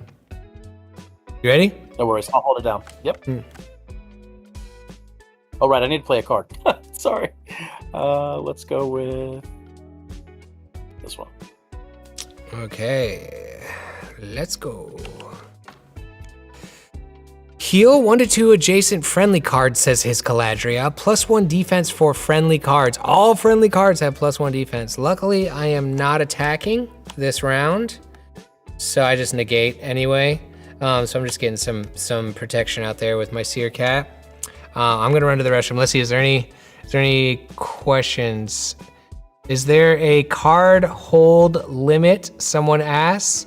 And what is the recommended age to play the game? So Cloud, you can answer those. I'll be right back, guys. Alrighty. Recommended age limit. I mean, really, we don't have any specific requirements there. I would say, younger kids could definitely play this. None of the cards are, as far as I can remember, there's really not too many very, very big words. So yeah, maybe like 6 to 8 at the youngest. And then, on the top end, I mean, I don't know, this game is great. I think anybody could be playing it. And then card hold limit. So yes, in your hand, you start with 5. You can go up to a max of 8, and then you have a minimum of 3. So if you end up going over 8, you'll need to discard down to 8 at the end of your turn. Somebody asked, do card effects and attacks only happen upon spawn? Yes, whenever you play your card, unless it says ongoing, which is pretty much reserved for only Watchers, and then Oknu is the one Guardian that has that ongoing ability. There's a couple Denizens as well, but pretty much every Guardian and Denizen, aside from a couple, whenever you play the card, that's whenever the action happens.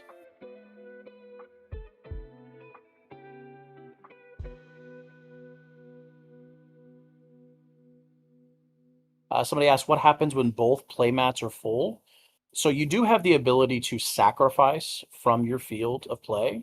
You can sacrifice up to 2 cards. So essentially what that means is if if you're playing against like a poison deck and you've got, your field is kind of clogged up by poison cards, you could sacrifice some of those cards on your turn. You can also heal them. There's other ways to kind of get around it, but you do have the opportunity to remove cards from the field on your turn. And that's called the sacrifice mechanic.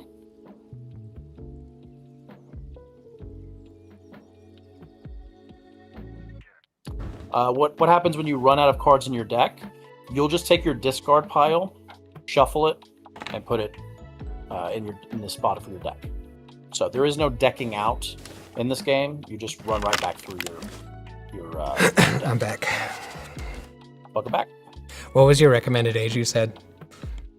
Well, I said on the young end, probably like 6 to 8, just because like there are some, maybe some medium-sized words on this, but yeah, I mean, we don't really have a specific age range. It's kind of one of those games that like I think anybody could enjoy. Yeah, it's just about being able to comprehend the effects, whatever cognitive level that is at. Yeah. Okie dokie.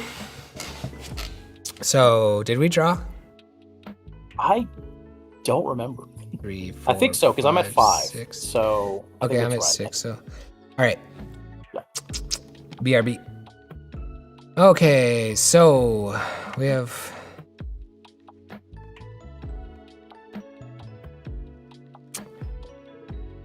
my Gerbion may sacrifice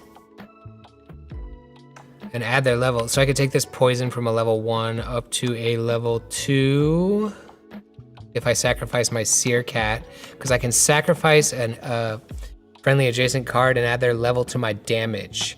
And I can poison a whole lane. But it also says may, so I could choose not to do that sacrifice. So I think I'll play this Gerbion. I'm still just trying to get protection out here so I can play more population. I only have 1 right now. So it's just a good idea to kind of get some more Guardians out there on the play field. So I'm gonna drop that there, unmute myself. All right, you ready? I'm ready. Let's go. Matagata, negate any kind of heal that's going on. Then discard enemy played card if negated. And poison enemy guardian. Wow. So you got the level 2 poison. Meanwhile, I can sacrifice my adjacent and add their value to my poison and poison the whole dang lane. So I think I am gonna sacrifice Seer Cat and then poison Matagata and Warrior Polly. Basically trading one of my cards for 2 of his cards. And then I'm gonna be poisoning your Gerbion. Okay. So that's that. We draw 1 card to end the turn.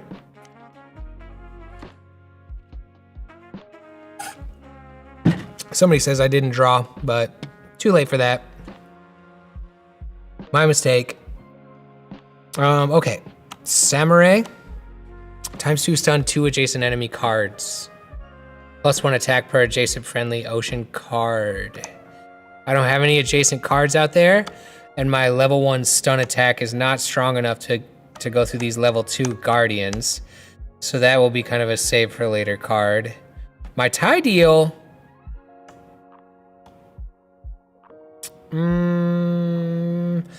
Water Guardian and or Denizen in same enemy lane. ×1 stun any remaining affected guardians. So I could water this guy into this guy, and since they're even, it would stun whoever I attacked, but then also Tideal buffs that by stunning the other one too. It would only be a ×1 stun, so he would be back to healed at the beginning of next turn. But a ×1 stun does become useful when you have denizens out there, and you can ×1 stun a guardian to overpopulate your opponent and force a denizen discard. I'm not super happy with my cards right now because I have a level 1 guardian here. Yeah, what is this? That's a level 2. And I have a level 2 samurai.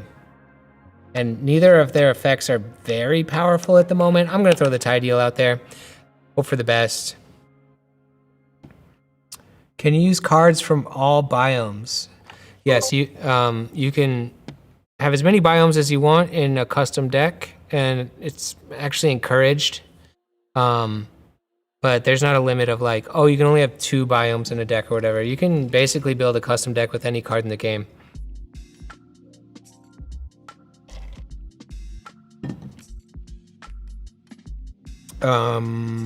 Could you also discard down to get better cards? Yes, I can. I can discard up to 3 cards and then draw 3 cards to replace them. You ready? I'm ready. Okay. I keep forgetting what okay. Bullet Brigade. Oh man, the poison. The poison. This says poison an enemy guardian or knight card. If attack is successful, may sacrifice any disabled card. Oh no! He's gonna sacrifice my poison card, or he could sacrifice. He could sacrifice his own disabled cards too. And I have water, guardian, and/or denizen in same lane. Stun any remaining affected guardians. That's nice. Okay. So first things first, you're gonna poison this guy, right? Yeah, I'll poison this one and then discard your other one. Okay, we'll discard that. I am going to move Rhea Raven into Bullet Brigade because Rhea Raven, hold on, leave that on the table real quick. Rhea Raven is a level 2, Bullet Brigade is a level 1. If you move a higher card into a lower card, the lower card gets banished, it gets discarded. So I am moving this guy over here, and that guy goes away. It said I could also do a denizen in the same lane, but there was no denizen in the same lane, so that can just get ignored. And I also ×1 stun that Rhea Raven because any remaining affected guardians. This was the affected guardian, so there's that. But it doesn't really do anything because he's just gonna heal at the end of this turn. And then this one is poisoned. So we draw to end the turn. Oh man. Back to square one.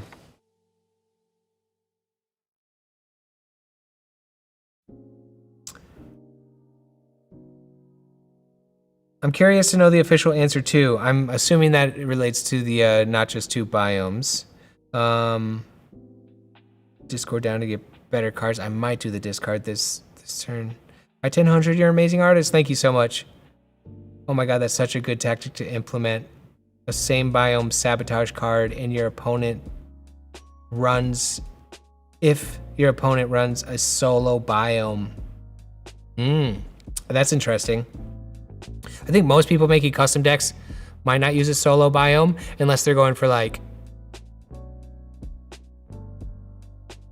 even if you're building like a poison deck, every biome, I don't know if every biome, but lots of biomes have poison cards, so you might mix and match that too.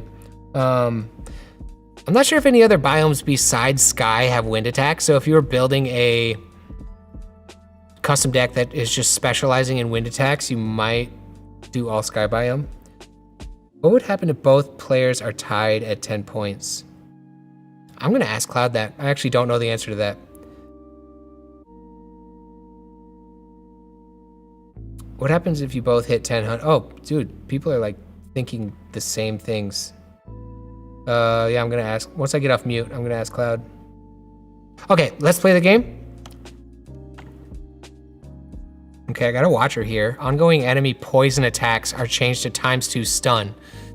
A stun attack is less devastating than a poison attack because poison clogs up your battlefield until it's healed. A stun self-heals by 90 degrees at the end of each turn, so you can get back to health just by waiting it out. ×2 stun, 2 adjacent enemy cards. There's no adjacent ones out there yet, but he might play something there. +1 attack per friendly ocean card. No friendly ocean card. I might throw the Might throw the Watcher out there, and then we might be in a situation where we need to discard some denizens, because I just can't get any guardians on the playfield. Let's do that. Let's... Discard should be face up. That's true. Unmute. Primal Guard, says Patrick Tony. Patrick Tony, what's up? Me and Patrick Tony went to high school together. I've known him for a very long time. He's a really cool guy. And he's funny, and he does music, and he draws. And he does human statue, which is freaking awesome. What are we doing here? Okay, let me play. Are you ready? I'm ready. Okay. Shaboom. Vordunger. Force discard 1 disabled enemy card. Oh, that's gonna be that one. If successful, return top card from your own discard pile to the top of your draw pile. Okay, so I'm assuming this guy's going away, right? And this was supposed to go in the Watcher slot. I don't know why I put that in the Guardian slot. My bad. I am changing poison attacks from you to stun attacks. Oh, nice. Ongoing. And then I get to pull this one back because I was successful with Vordunger. Oh, now that we're off mute, I was gonna ask, what was the question? It was, what if both people hit 1,000 points at the exact same time? Yeah, so the way we currently have been kind of handling that is the game keeps going. It becomes basically sudden death, if you will, and you play until only one player is left at 1,000. And there's been some really interesting games where it's gotten to that point, and then both players end up going way back down to like 2 or 4 population, and then have to work their way back up. So it can make a really long game. Of course, like 1,000 mentioned earlier, you could of course make up your own house rules as you're playing. So you could make it to where like, hey, we're gonna change the population requirement to 11, or you could just call it a tie and shake hands and go on to the next game. So it's really kind of up to you whenever you're playing, but the way we're kind of thinking of it is, you keep going until only one player remains at 1,000. I like that. The sudden death. Do stacked cards share stats? Yes, so if you put a level 1 stacked card on top of a level 1 stacked card, its protection value goes to level 2. And you also stack their attack stats. So if it's got a level 1 attack, and then you stack another one with a level 1 attack, it becomes a level 2 attack. And then the effect of the topmost card is the one that triggers. So typically what you want to try to do is get like a common on the bottom, uncommon in the middle, and then like a rare or mythic on the top, because those will have stronger effects. So yeah, you typically want to strategize to kind of make that happen. Of course, it doesn't always work out. It kind of depends on what the cards give you. But that's typically the strategy. Yeah, you want it takes on the attribute of the top of the stack. Okay, dude, look at my play field right now. It looks like I'm just starting the game. I'm sorry, it just keeps working out that I get these cards that remove the cards you have. This is payback for the last game. Yeah, a little bit. Did I draw? That's the question. 1, 2, 3, 4, 5. I thought I had 6 cards. Yeah, I don't think you drew yet. I haven't drawn either, so. I don't even remember what card I played, but all right. You played the Watcher, I think. Okay, going on mute. Yeah, the sudden death thing, I didn't even know about that, but that is, I like that. That's a good solution. I got a frog pile. Banish enemy played card or a night card of theirs. If attack is successful, force enemy to discard one of your choice from their hand. So I could go for that Caladria, because I got a level 2 attack here, and that is a level 2 Guardian. So that could be a thing. And my Samurai, ×2 stun 2 adjacent enemy cards with a level 1 attack. I'm not strong enough to really do anything to any of his Guardians. So frog pile it is. And I still don't have any Guardians out there, so I still can't play any of these dang denizens. Dude, should I just discard some of these denizens? These guys have really just... I'm gonna play this frog pile. We can always discard later. He's got 7 protection. I need to get TTS and start playing. Then when the physical games arrive, I will destroy my enemies. Yeah, for those just tuning in, you can play this version of PrimalGarD. All you have to do is get yourself a copy of Tabletop Simulator off of Steam. So that's the only cost. I think it's 20 bucks normally. It goes on sale for like 10 bucks sometimes. But to actually install PrimalGarD into Tabletop Simulator is free. There's no extra cost for that. And whenever the game gets updated or whatever, you will get the updated version. That way you can play against other people in the Creo Discord server. You can play test the game and provide us any feedback, which is incredibly valuable because there's still some time to balance the game. I'm actually gonna drop the Creo link in the chat one more time. If anybody wants to get in. You can also check. Sorry, I was just gonna say you can also check out all of the really awesome accessories. Shout out to Score Ninja. He put together this over this past week. Yeah. So we've got the new playmats in there. We've got some of the art prints. We've got the cryptids. In all their glory. That's pretty cool. He just added this like today or something. Yeah, it looks so good. All the Kickstarter levels. Yeah. That's so cool. Good job, Score. That's wild. Yeah, the new playmats in here are really cool. I like that. Makes it like just that much more visually appealing to play in here. I'm gonna share the if anybody wants to play the digital version.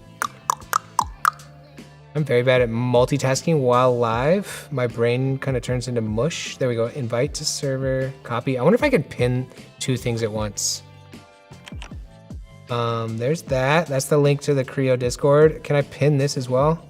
Replace pinned message. See, I want primalgard.com to be pinned because that's how you get to the Kickstarter. And we are trying to, have this game be supported. I'll just drop the Discord into the chat every once in a while.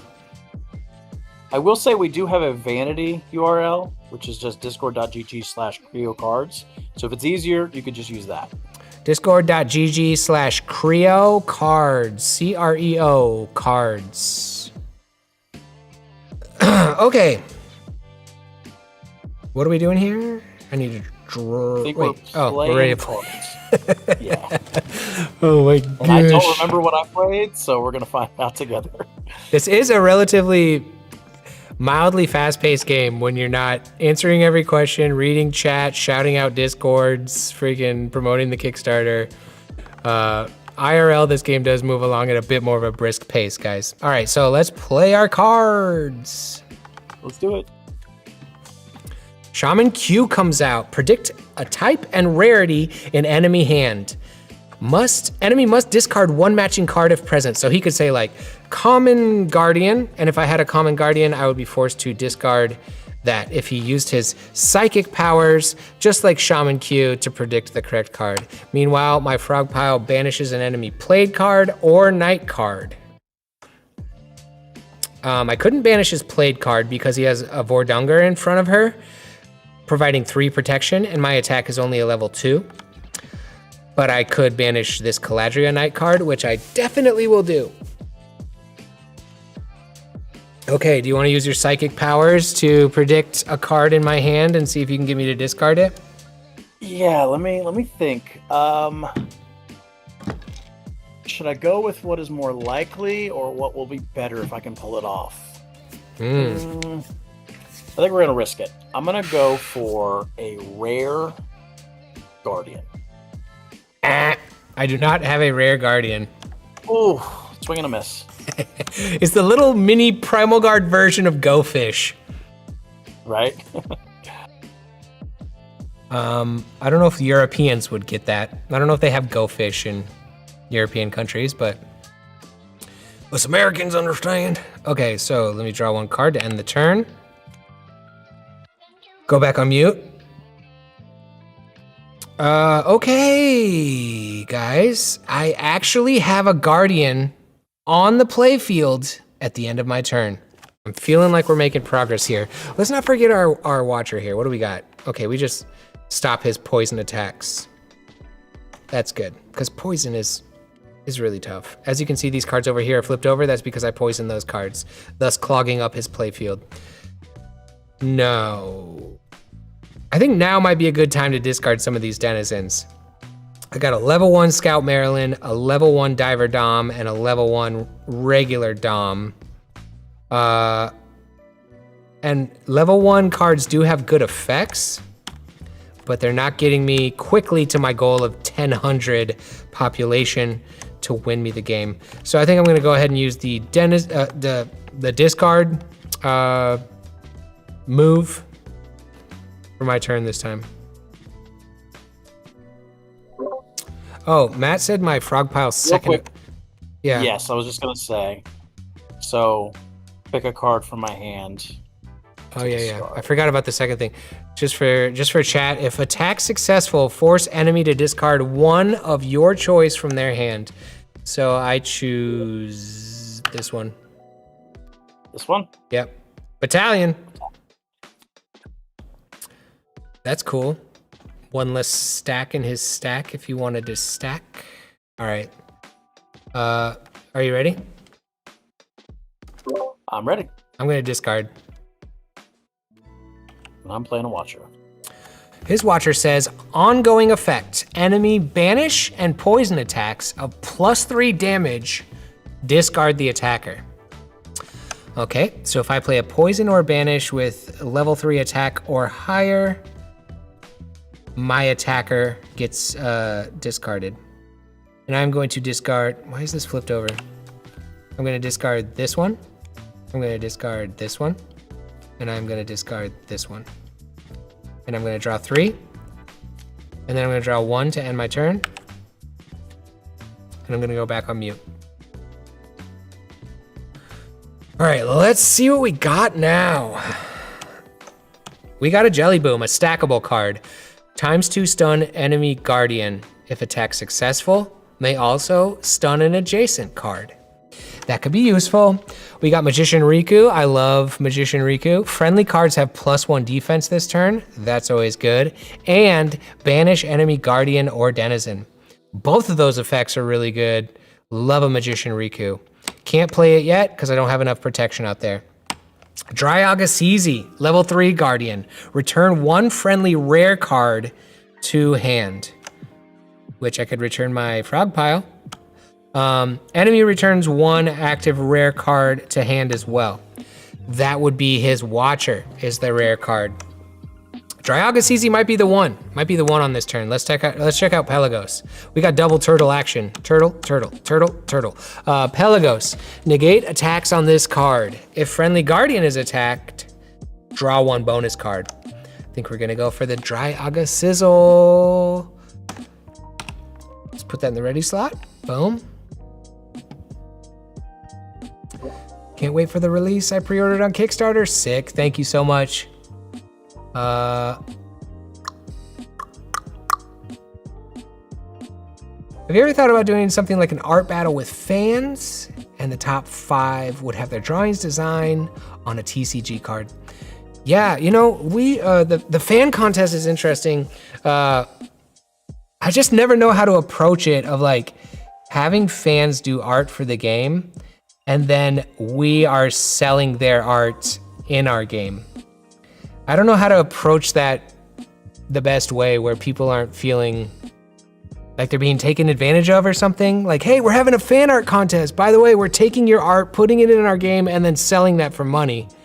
I mean, obviously we would give a prize or compensation or some kind of payment to the winners, but it still just feels a little weird. So I'm just trying to navigate that in the most appropriate way, if that makes sense. Okay. Playing the game here. Are you ready? I mean, I have an idea on that. I know we're kind of live on the cuff, but I saw, shout out to another incredible game out there, the folks over at Stonemaier Games with Wingspan. They did something where they released their game, and then later on they released like this separate pack that was the fan art pack, and it was like from fans. Like it was all in one pack. So just throwing that out there, like that could potentially be something maybe in the future where it's kind of a separate tag along thing to the project. That way it's Yeah. not like coupled into the actual project, but still part of it in a way. Yep, that's definitely a cool. That's very cool. Yeah, it's just something to think about, and it's like I just don't want to. I don't want to step on anybody's toes or have anybody feel slighted or underappreciated or undercompensated or undervalued, especially not in my own fan base that I hold so dear. You know, so it's just murky waters to navigate. Let's go. I don't remember what kind of card I played. I think it's a Guardian. Okay, we got Gilberto. Negate enemy attacks, ×3 stun enemy watcher. I'm not attacking, but my watcher will be stunned. 2, 3. I have return friendly night cards, so I'm gonna return my frog pile. And then you only have that watcher out there, so you return that watcher.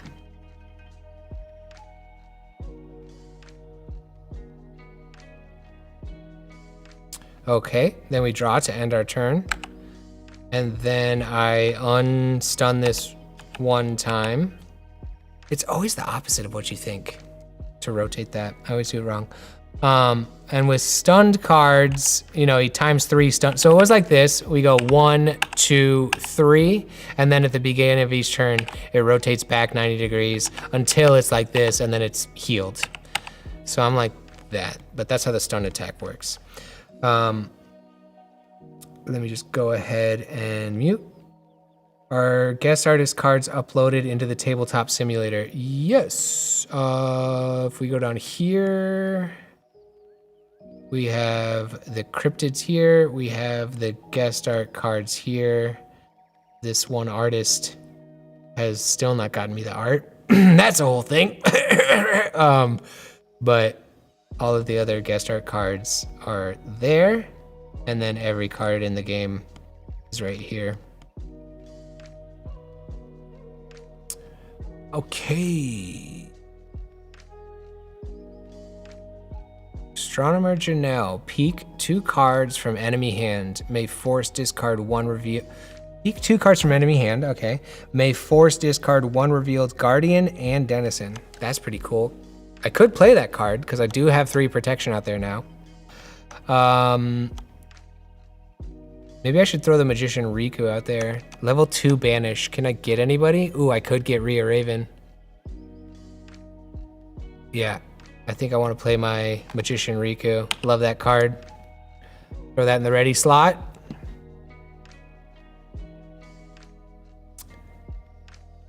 Unmute. How many sets a year? How many sets do you have designed? Is the Kickstarter money for producing only a design or future sets? The Kickstarter is for releasing edition 1 of Primal Guard. How many sets? The roadmap for additional sets is not set in stone or planned at this time. Dryago CZ was buffed in this 4.0 update. That's good. Hello, hello. Ayo, we learning how to play the game? Yes. Anyone who finds this, how do I do the Kickstarter to get the goods? I've never used or did a Kickstarter. There's a pinned message at the top of this chat. If you click that link, it takes you to the Kickstarter. On Kickstarter, you select the tier that works for you. If you're on desktop, it's over on the right-hand side. If you're on mobile, you just click the button that says back this project. You select your tier. If there's any add-ons that you would like to add on after you've selected your tier, you can get some extra stuff. And then you click buy now or whatever, and you get charged at the end of the month when the Kickstarter campaign is complete. You don't get charged right at the time of checkout. Kickstarter waits the full duration of the campaign to make sure it's successfully funded, which thankfully we were successfully funded in the first 2 minutes after we launched, thanks to you guys. But then they charge you at the end. Okay, are you ready? Oh, am I still muted? No, I'm not. Okay, yes. Let's go. Magician Riku! You played the Fungi Watcher. Ongoing friendly poison attacks against guardians also apply to adjacent denizens. Did I update this Watcher? Because my Watcher kind of negates your Watcher. Yeah, so you were 3 times stunned, Yeah, and then I think I you'll did be it. 2 this time, Yeah. and then you'll be 1 next time. Yep. Okay, so I'm banishing the Rhea Raven. And I have +1 defense. So now his Gilberto is left open. So Gilberto used to have a protection of 2, used to have a defense of 2. Now that the Guardian is gone, any denizen without a Guardian in front of it automatically has a defense of 1. So nearly any attack can hurt them. Also, Cloud is overpopulated right now. He only has level 3 Guardian out there providing protection, but he had, how many points? He had like 4 points out there, 5. So he has to discard his denizen closest to his Watcher, which is Shaman Q, which is super awesome for me, not for him. Yeah, once again, I had something set up, and you've thwarted me. So. Okay, so now we draw 1 card to end the turn. We unstun my CN enemy by 1. Go on mute. Looks like we got Clampion. The Clamp is here. +2 defense for this and adjacent cards. Water, enemy, Guardian, or Denizen.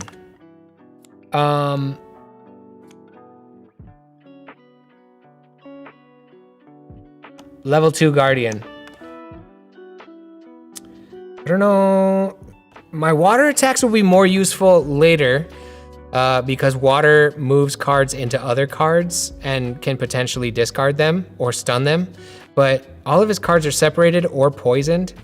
So we'll save my water attack for a little bit. Let's remember that this is buffing his poison. Something tells me he might play a poison. Maybe he was setting up to play a poison. Maybe I should throw my Clampion out there just for +2 defense.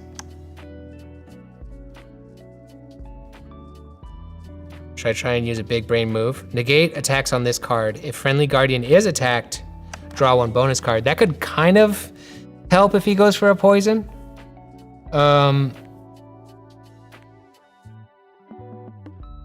Or maybe he doesn't go for a poison at all. I'm gonna throw Pelagos out there.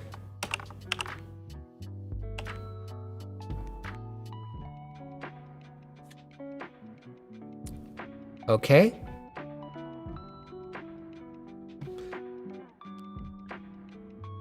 I feel like being as this is the second game we've played, I'm explaining a little bit less. So if anyone is feeling lost, feel free to ask any questions. Not sure how many new viewers versus people hanging out we got, but I'm here to answer questions. All right, are you ready? I'm ready. Okay, we're gonna drop this here. The poison did come out. Did I call it or did I call it, guys? And I didn't play the card that would have truly helped me. Oh, poison enemy denizen. Yeah, I should have done that other card. I called it and then I was like, he's probably not gonna do it. Okay, so. I had to while your Watcher was down. I had to take advantage. Yeah, Magician Riku is flipped.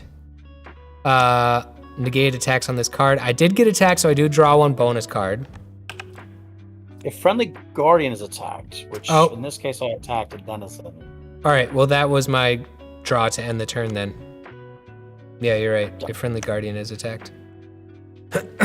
Okay. And then your anemone will become healed. Yep. For the next one. There we go.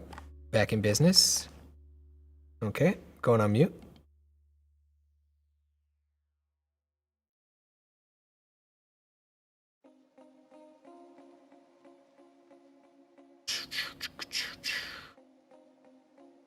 Are we going to have an art contest for the next set? I just kind of discussed the art contest thing, but yeah, we just need to put our heads into that and come up with a strategy for winner compensation that feels fair. Like if we were to put, if we were to put your guest art cards into our game that is for sale, we need to come up with a compensation strategy that feels fair to all parties involved. That's the only holdup for me, is that I don't want my fans to ever feel like they're being taken advantage or that their art is being used unfairly. But I would absolutely love to have a fan art contest, and I would love to have like fan art alternate variants in this game. I just also don't want anyone in my community to feel anything less than ultra appreciated.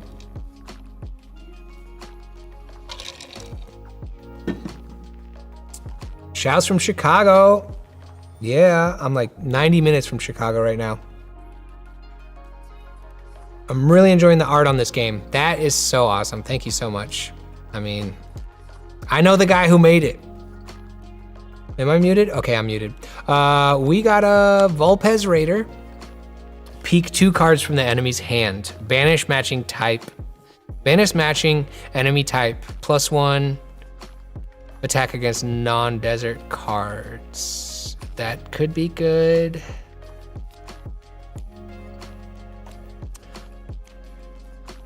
What's he gonna do? He's got 3/3. I got 6/0.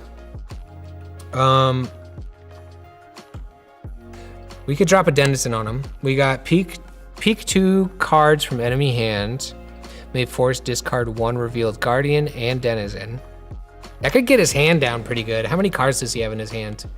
1, 2, 3, 4, 5, 6. Yeah, let's throw Astronomer Janelle out there.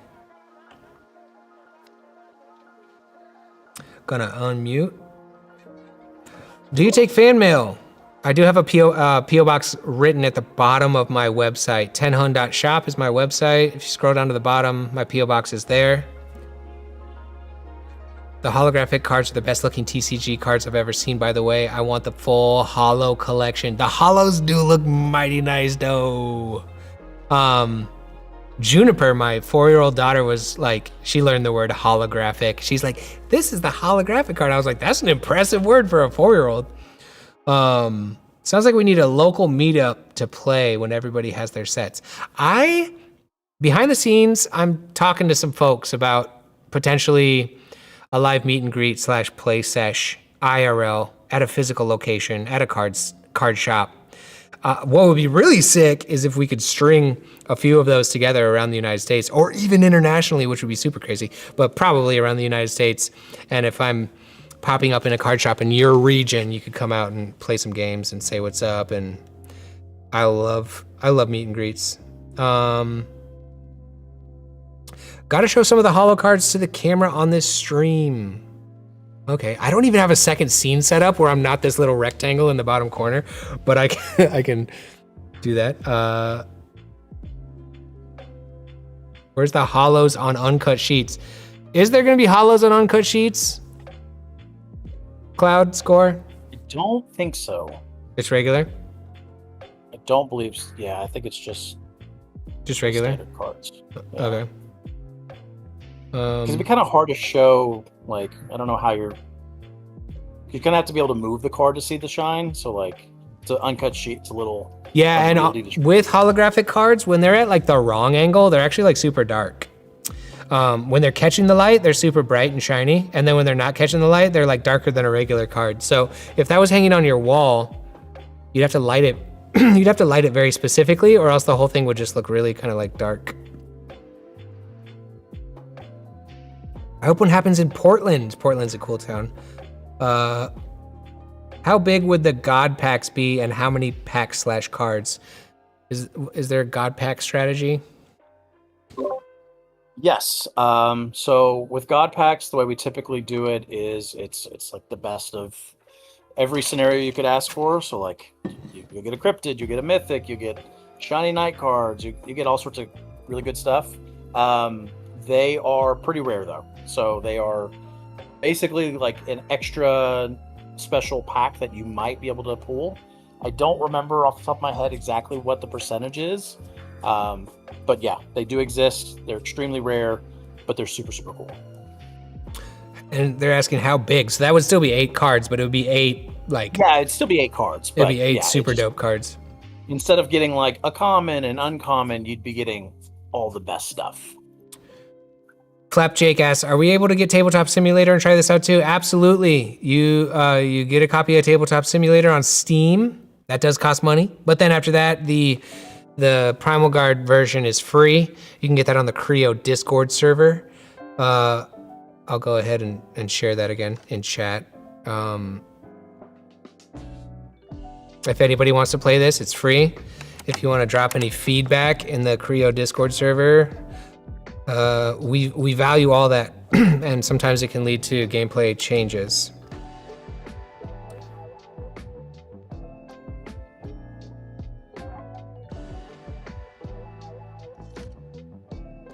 Are there any card effects that let you put an additional card into play with a successful attack? Or there's one. What's the card? You draw a card and you may play it instantly with an attack level +1. Maryland lets you do that. Yeah. And there's a couple others, I think, that do it as well. There's one in the starter deck. You played it last round. Speaking of playing, let's play. Sorry for the long pauses. I'm trying to read questions on chat, y'all, but I don't remember what this card is. I believe it's a Denizen. Let's go ahead. Yeah, it is. Yeah, I don't remember either. We're going to find out.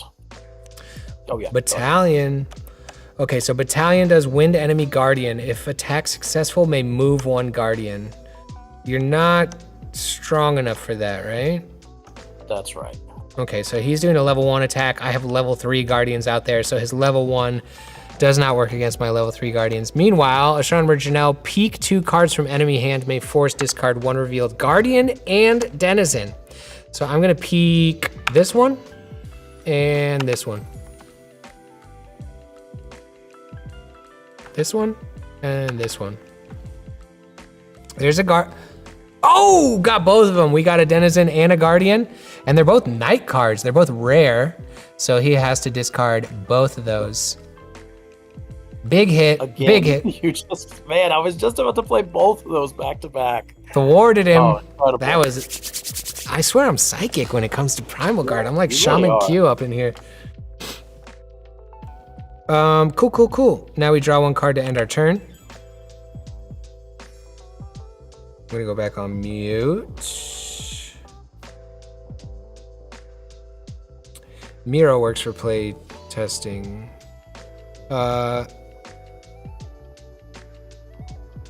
Juniper says, hi, Dad. Oh, wifey's in the chat. And hi, Junie. Hi, Luna. Okay, I have a weird cursor. What did I just do? What the heck? Cloud, I just changed my cursor to like a chain link looking thing. Oh, wait. There we go. Wait, what? I pushed a button and my cursor turned into like a chain link icon or something. There's like a combined function over there. Oh, it was this thing. Oh, okay. Sorry. Here we go. All good. Okay, we got regular Janelle. Peek 1 card from enemy hand. Discard it if it's a Denizen. Should I just hit him with the back-to-back? What if I got the Denizen right too? How many cards does he have right now? He has 5 total. What if I could get him down to 4? Vulpes Raider. Peek 2 cards from enemy hand.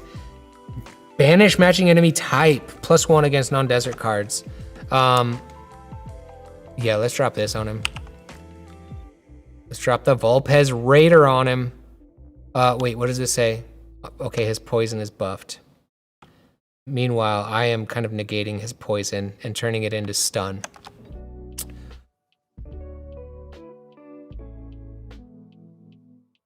Everyone's saying hi to wifey. Were you on mute? But wifey's in chat and the girls are saying hi.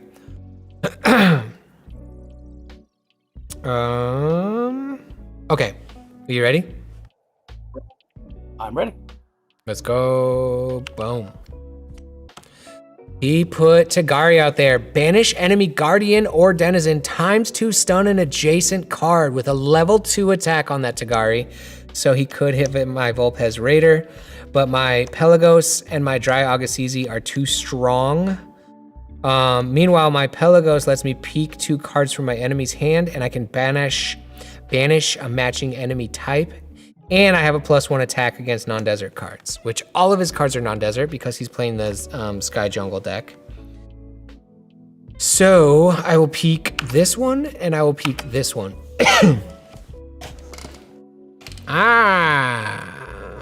So he put out Denizens, which means I can attack Denizens.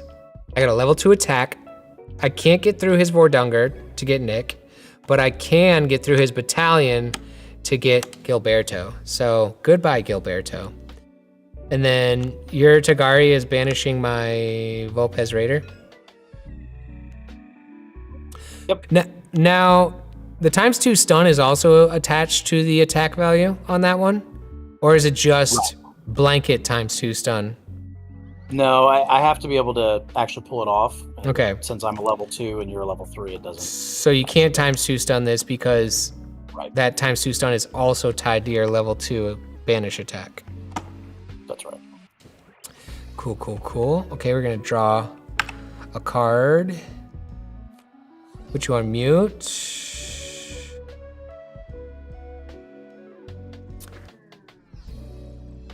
I'm gonna grab my second water right here. Back up water like a boss. Came prepared. We got 2 jelly booms, y'all. We got the common jelly boom right here, and then we have the uncommon jelly boom right here. So should we get a little stack going? What's he at? 6 and 2. And I'm at 6 and 3. Pretty even game. So the jelly boom common says ×2 stun enemy denizen. If attack is successful, may also ×1 stun an adjacent.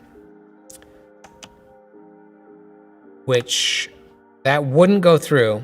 But then ×2 stun enemy guardian. If attack successful, may also ×1 stun adjacent. That would put me at a level 2. So I could do that to his Tagari, and I could do that to his Battalion. I do have my Clampion here. Ooh, wait. Clampion might be the move right here. It's got +2 defense for this and adjacent cards. So I could put it right here next to my Pelagos, and the Pelagos would be a level 5 defense. And then I could water an enemy guardian or denizen with a level 3 attack. So I could move this Vordunger into this Battalion, thus discarding the Battalion, and then it would leave Sir Foxchase open. It's Clampion time. The clamp is here. The clamp is here. Let's go. Please don't play a negate. Watch, he's about to drop a negate on me. Okay, I'm ready. All right, I'm ready as well. Let's go. Please don't negate. Please don't negate. Please don't negate. Negate enemy denizen. Yes! Oh, man. Oh, no, you're copying my effect, though. Okay, so first of all, I have +2 defense for me and Pelagos. Second of all, I have a level 3 water attack, so I'm going to move Vordunger into Battalion, which would get rid of Battalion. Yeah, sorry, I grabbed your card. And then your population is still good. Now, do you want to, what do you want to copy? Yeah, I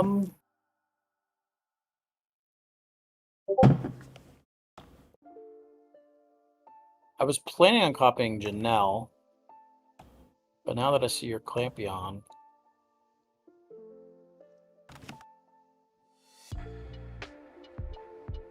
Clampion time. so it's a level 3. So I could push your level 3. Yeah, I think I'm going to do that instead. So I'm going to copy your Clampion. Wait, no. No, you can't because I have my defense. I have my defense. So my Pelagos is a level 5, and my Clampion is a level 4. Oh, you're right. That is okay. So yeah. My Clampion attack does not work against me because I'm too defended. Yeah, yeah. It would only stun it, so that doesn't... Yeah, I think I'll just stick with the Janelle then, because that's not going to really do anything. So I'll copy Janelle's move. Pick 2 from your hands, and I can force discard 1 revealed guardian and denizen. Okay, which one do you want to do? Oh, you got a lot of cards here. Let's go... Eeny, meeny, miny, mo. Let's go this one. This one? And your last one. Oh, man. Oh, man. All right. No. It's a Jelly Boom. Alice is good, too. She's got ongoing defense. Yeah. Yep. Okay. Got lucky. Oh, I like that little reverso I did on you with the defense buff, though. That was cool. You can't even do it back to me. Strong. Yep. Peter, what's your favorite card/design? The one you're most proud of, and which is your favorite to put into play so far? Well, obviously, I gotta go with freaking... Hold on. Rotating the game. I gotta go with good old Artisan Peter. And his move is pretty good too. But there's probably like a dozen sort of favorite cards. Tagari, I love the look of Tagari. Gila was the very first Guardian I made of the entire game, so it's got kind of a soft spot in my heart because it kind of like set the tone for the whole game. But yeah, I love Artisan Peter because it's freaking me, and I'm dressed up like another one of my favorite cards, which is Chroma King. Okay, so we draw to end the turn.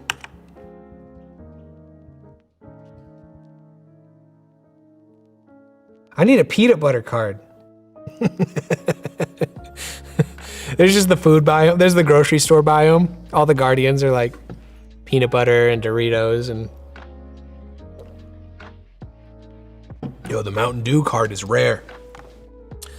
Okay, we're going mute. We got the Chemist Chelsea card, and Chelsea's in the chat.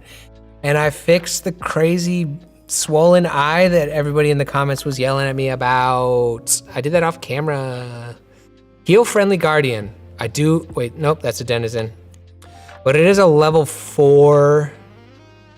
It is a level 4 Denizen, so that would put me at 7. I'm really disappointed about my Jelly Boom. What's Samurai up to? Samurai's been in there since like round 1. Times 2 stun, 2 adjacent enemy cards, plus 1 attack per friendly ocean card. Wait, oh, per adjacent friendly ocean card.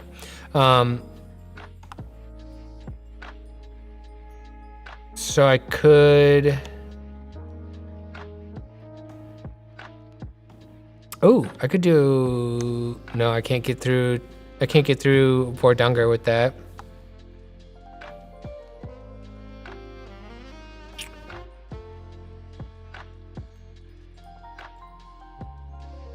That's not that useful to me right now. And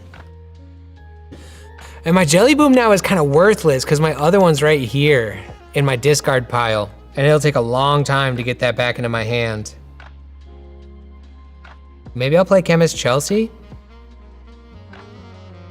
What is this? Magician Riku. I got a level 3 Janelle here. Peek 1 card from enemy hand. Discard if Denizen.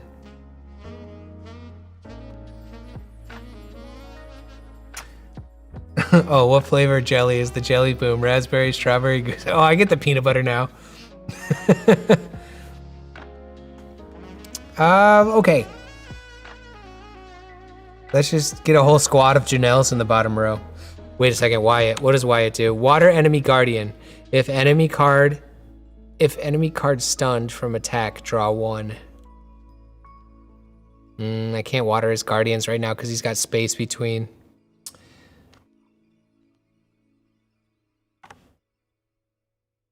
Let's go Janelle. Actually, what's Frogpile? I'm having a hard time making a decision here. Banish enemy played or night card. If attack successful, force enemy to discard 1 of your choice from their hand. Level 2 banish. I could get rid of his Tagari. Let's do that. Frogpile it is.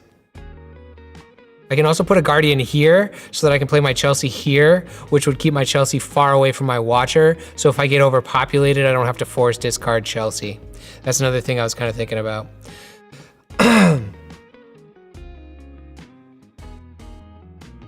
Not me finally catching a live with 10 Hun. Yo, what's up? Welcome, welcome.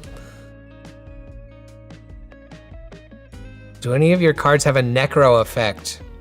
I'm assuming that has something to do with bringing somebody back from the dead or something, which would be a heal card, but I don't know what a necro effect is. Is that something from like Magic the Gathering or something? I mean, we do have Vordunger, which if you get rid of a disabled card, it lets you pull a card back from your discard pile, which is kind of like a graveyard. So in that sense, it could be. Yeah.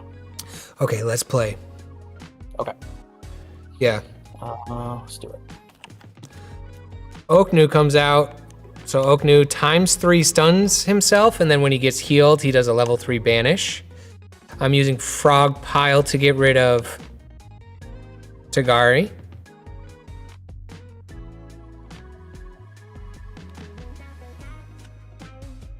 And that's that. So in 3 turns, Oknu's gonna drop the pain on me. Draw to end our turn. Just really quick, I do have to step away for just a few minutes, but I'll be right back. Okay. Yeah, I can talk to the chat. All right, chat. What's going on with you guys?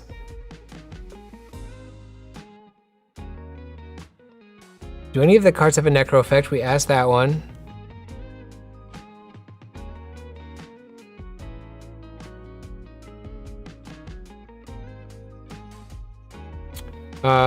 So Score Matthew is saying Vordunger has a necro effect because he's one of the game designers. One of the lead game designers. Congrats on the release. Thank you so much. Thank you guys so much for your support on the Kickstarter. While Cloud's away, I will just go ahead and say that if anybody wants to play the digital version of this, like we're playing here on stream, it's in the Creo Discord server. I'll go ahead and drop a link to the Creo Discord server once again. Done that a few times already. But if you get a copy of Tabletop Simulator off of Steam, you can install the PRIMALGARD build in there for free. And if you do play it, you can find games and stuff in the Creo Discord server, but if you do play it also, if you have any feedback, freaking drop it in the Creo Discord server because all of that stuff is super welcome. We're gonna be making potential balancing tweaks all the way up until the last minute before we actually order the final version of the cards. And if you wanna get in here and build your own custom decks, there's like a deck builder here. You can like drop cards in there and it'll count up how many rarity points you have and everything. We have like the deck building guidelines here. That's really cool. Score built this whole thing out recently. There's kind of cheat sheets over here about how to play the game. Card breakdowns over here, very useful. Tells you what stuff is. Does Steam work on Mac? Yes, Steam works on Mac and Tabletop Simulator works on Mac. Juniper wanted to tell you she pet a possum today. I pet a possum at Michael's. Why did somebody have a possum at Michael's Arts and Crafts store? A live possum at Michael's Arts and Crafts store. Oh, Score wants me to show a holo card. Okay, I'll be right back.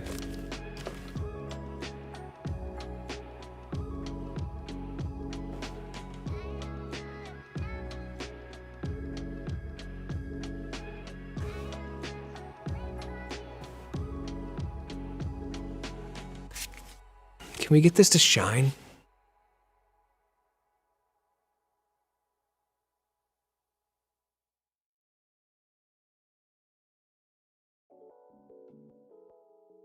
That one is Duchess Tatiana.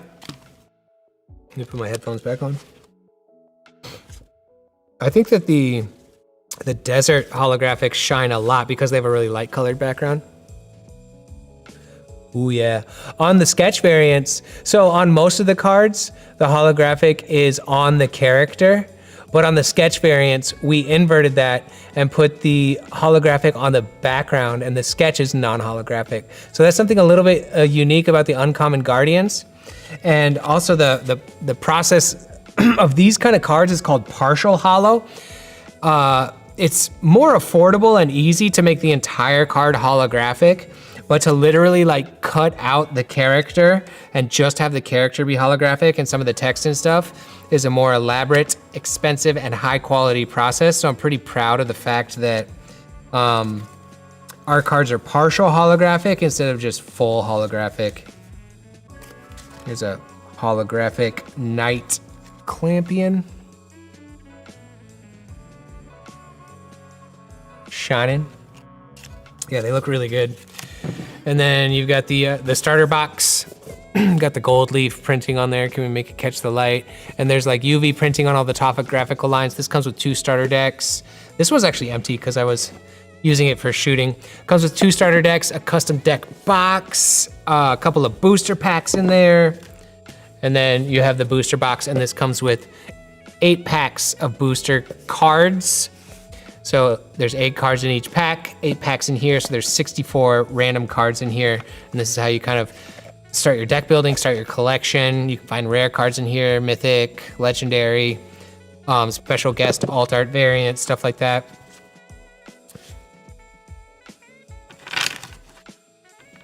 Oh, did we find out why there was a possum at Michael's?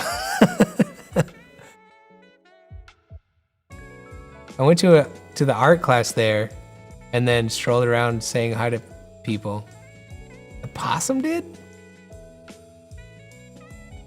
Somebody said, it is called opossum. Yeah, we know, but it's way funner and easier to say possum.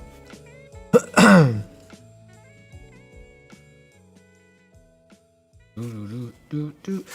to think.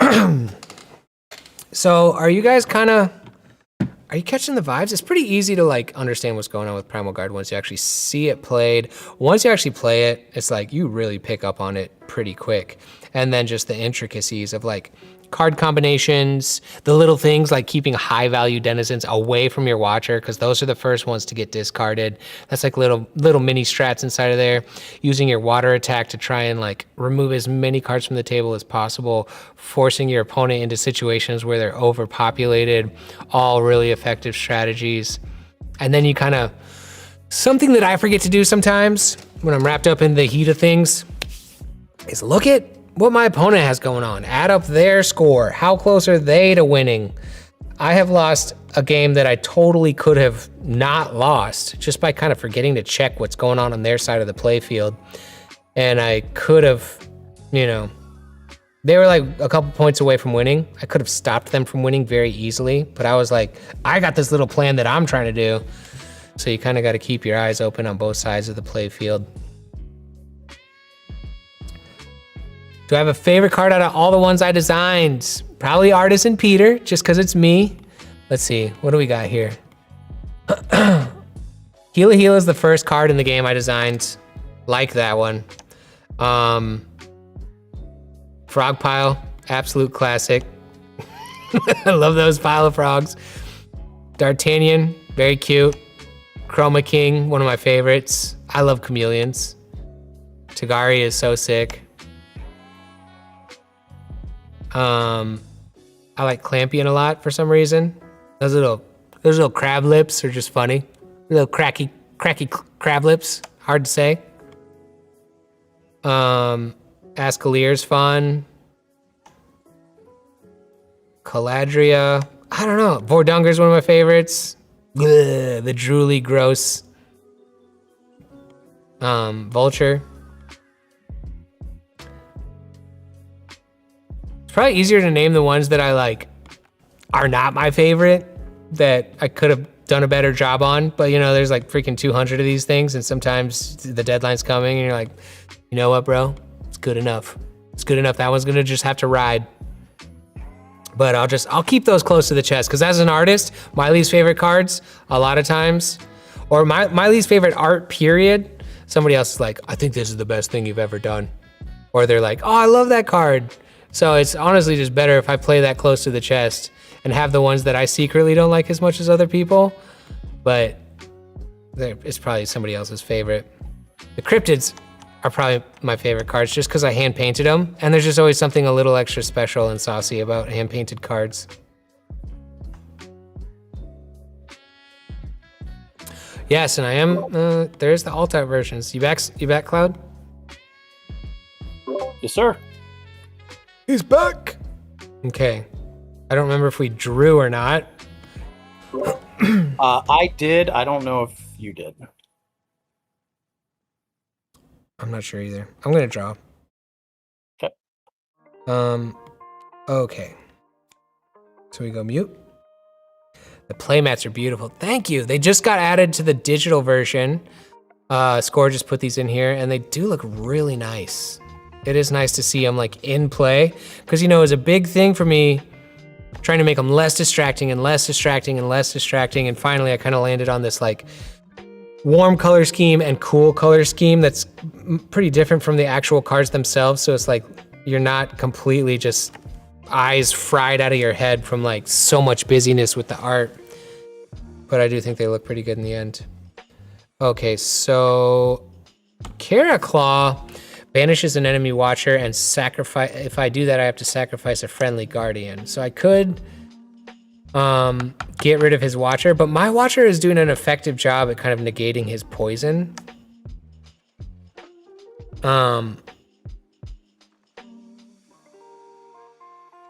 Is it time? When does his Oknu come back?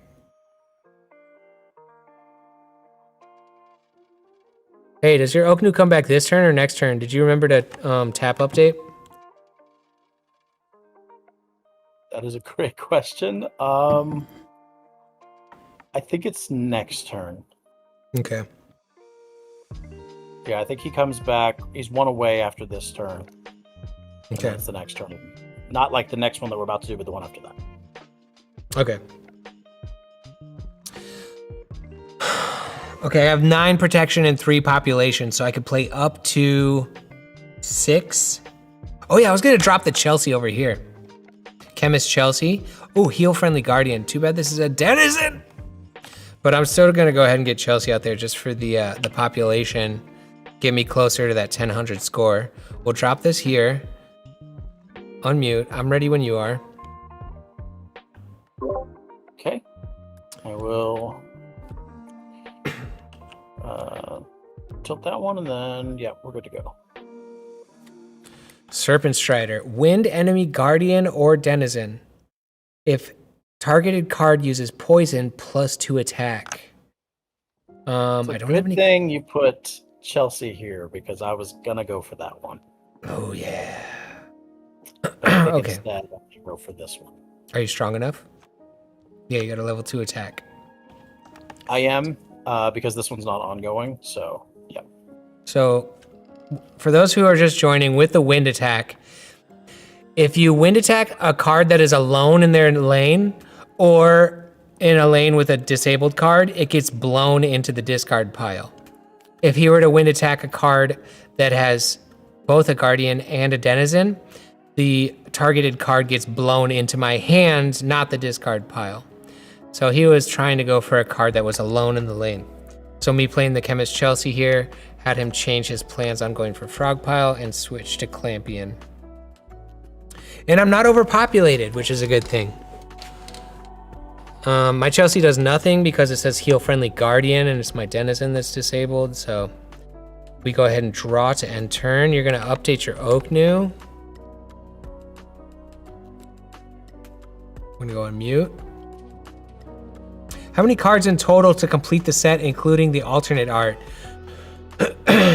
I think if you get the regular version and the holographic version of every card, it's somewhere in the 300s. If you're just going for unique art, period, I think it's like 180-ish, 190-ish. I can't remember the numbers off the top of my head. But if you want both holographic, oh, here we go. Score says 188 if all the mythics get unlocked, and over 320 including holos. Somebody said they like the super busy version.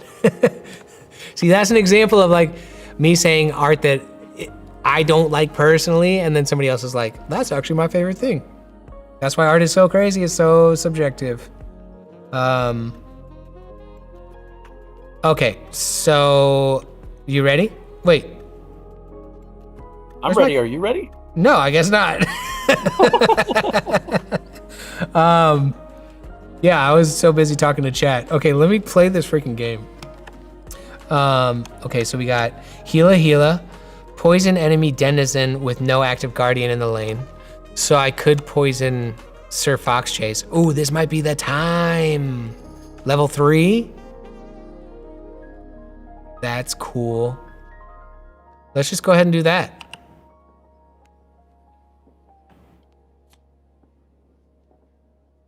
Okay, I'm ready. Okay, do it.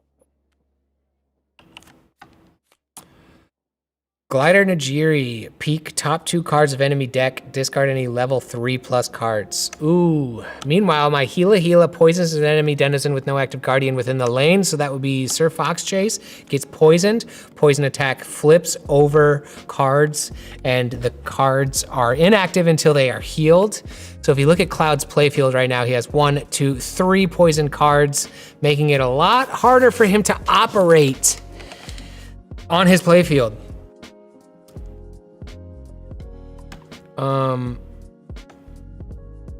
Oh, you're gonna peek my cards? Yep. What is it? Top 2? 1, 2. And any level 3s. My Bart's a level 4. Yep, so your Bart's gone. And your Watcher stays. Ouch. Okay. Draw 1 card. I think we know what's coming in my hand. I'm gonna go on mute. Now, guys, this Seaweed Watcher here, when I play a Denizen, I can heal a card. So if I get this Seaweed Watcher out there, I could heal this card. What is this worth? 2. Okay. Oh, crazy. I don't even have any level 1 Denizens. I don't have any level 3 Denizens either. Yes, I do. I have a Janelle. I could just play a Janelle right now and go for the win. Peek 1 card from enemy hand. Discard if it's a denizen. So right now I have 10 population. I have 10 protection from my guardians and 7 population. If I play this level 3 Janelle and it goes through, I win the game. I'll be at 1,000 points. So let's just try that.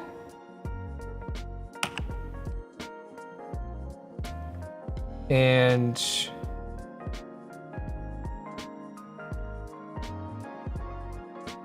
drop it out here. You ready? We're ready. Okay, here we go. Escalator, peek top 3 of deck and choose 1 bonus card and any night card to draw. Sick, I win.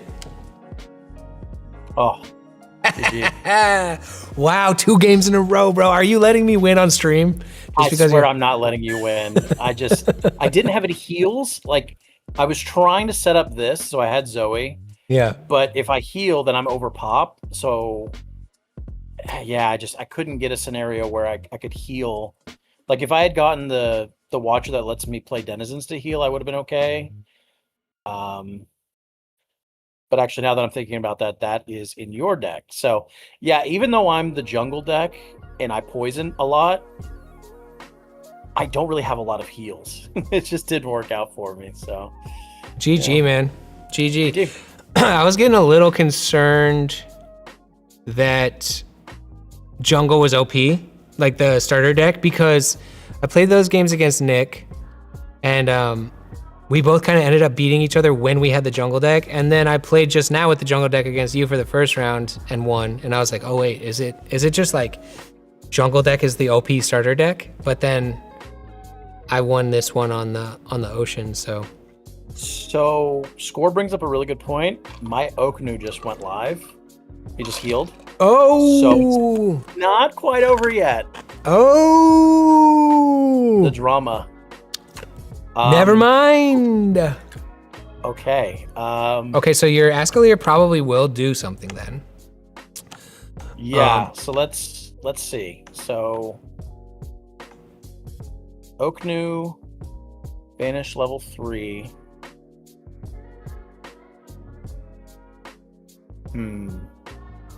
Somebody's asking if this is going to be the last game of the stream. It could be. What time is it?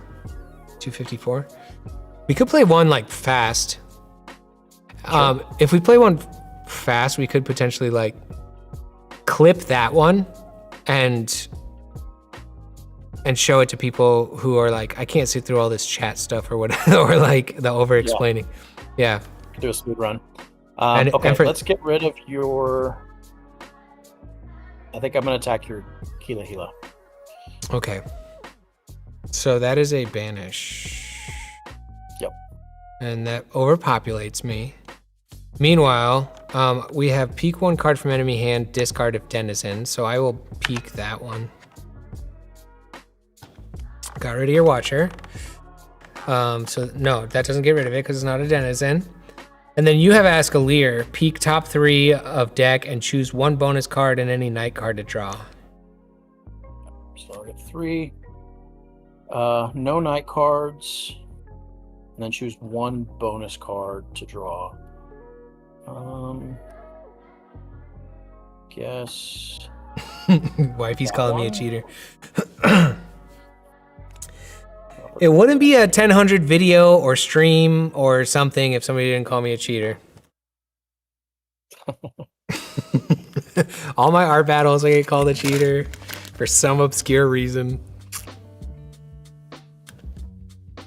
Okay, I think that's all the attacks and moves. So now that goes away. You've got to, yeah. So Luckily, you're like 2 turns away now. Okay. Dang, I was feeling so good about that Escalier getting played. I forgot about Oknu. I completely forgot about it. Score's just in chat, like dotting our I's and crossing our T's for us. Yeah. Okay, so draw a card to end of the turn. Oh. Yeah.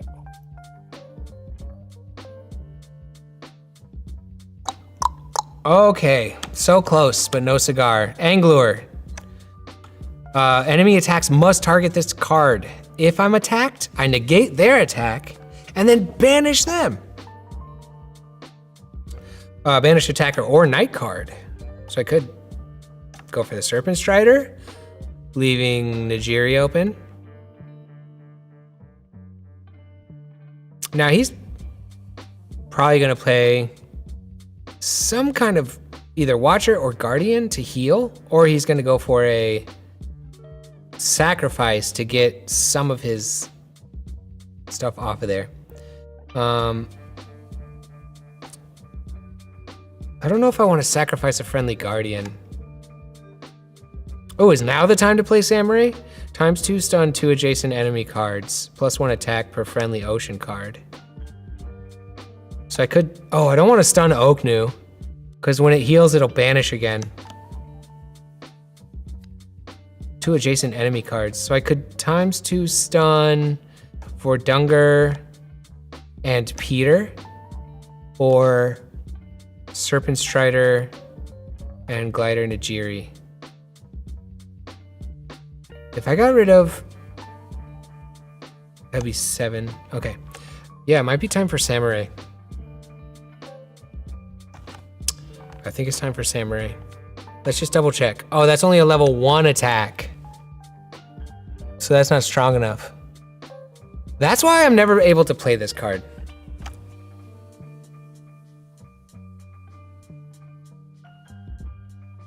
Per adjacent friendly ocean card. So what I gotta do is, I gotta put this Angler right here, and then I'll have an adjacent ocean card here, and adjacent ocean card here, and then that will be a level 3 attack, and then I can use it. So let's drop the Angler on him.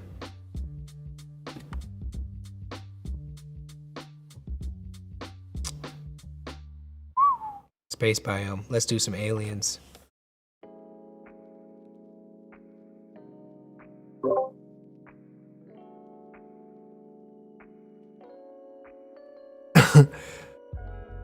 Lego Train Boy is coming to my defense. The fact that someone calls you a cheater sounds messed up to me. It was my wife calling me a cheater. And cheater in the game too, not in the marital sense of the word. So it's fine. Maybe a largemouth bass for a freshwater biome. Yeah, that could lead to a fun effect. Alrighty,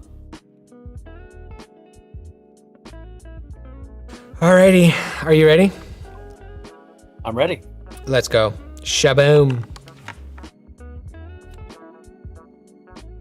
Zoe's healing. Heal adjacent denizens. Uh-oh. Now he's at 9 population. I have a negate. So, I thought this was a... Oh, man. You thought there was a 3 the whole time? I thought it was a 3, but I didn't want to flip it because I thought you might see me flip it and then realize what I was trying to do. Because I revealed that Zoe at the end of the last turn, so... Yeah, that could have been a win move. Oh, man, I thought I had it there. Okay. Okay. Oh, I've decked out. Oh, okay. So I gotta bring this over here. I gotta flip it over. I gotta shuffle it. And then I can draw 1 card. So when you go through your full draw pile, you just take your discard, bring it back to your draw pile, shuffle it. Keep the party going. Keep the Primal Guard party going. All right, I'm going on mute here. We got our Jelly Boom back. Here's the thing, I need to stop him. Ooh, I could overpopulate him. Okay, so we were gonna do that Samurai plan. So if I drop the Samurai in between these 2 Ocean Guardians, I will have a level 3 attack. So I can ×2 stun 2 adjacent enemy cards. I don't want to stun the Oknu because when it heals, its ongoing effect is that it banishes. So I don't want to get myself into that situation again. So I'm going to go for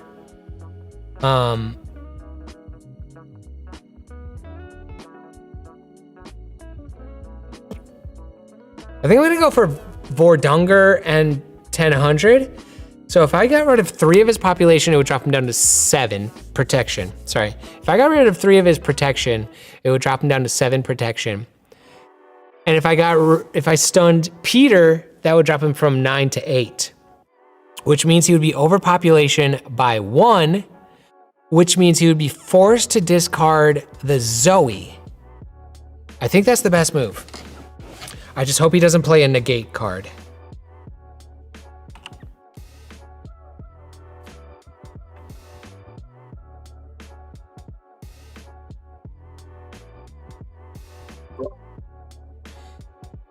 I feel like as a noob, I'm going to annoy anyone if I try to play and learn. That is the wrong attitude, my friend. I feel like my experience with everyone in the 1000 community and the tabletop gaming community at large is people are welcoming, friendly, and patient. So if you have any questions, ask me, ask in the chat. There's some game developers in the chat. Come play test the game over on Discord. Have fun with it. You're not gonna annoy anybody. I don't think. Somebody else asks, is this Tabletop Simulator? Yes, it is. So if you have a copy of Tabletop Simulator that you can get on Steam, you can play Primal Guard in Tabletop Simulator for free. Just to clarify, Tabletop Simulator costs money, but Primal Guard does not cost further money on top of that.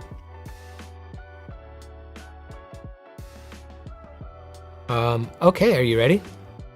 I'm ready. Let's go. I am sacrificing. Oh, nice. I'm gonna play Samurai, and I'm gonna ×2 stun Vordunger and Artisan Peter. Okay. Whale. Which overpopulates you, which forces you to discard Zoe. Well, I was gonna sacrifice Zoe. Oh. This is an interesting scenario because now that you've told me what you're gonna do, actually let me look at the. When's the sacrifice supposed to happen?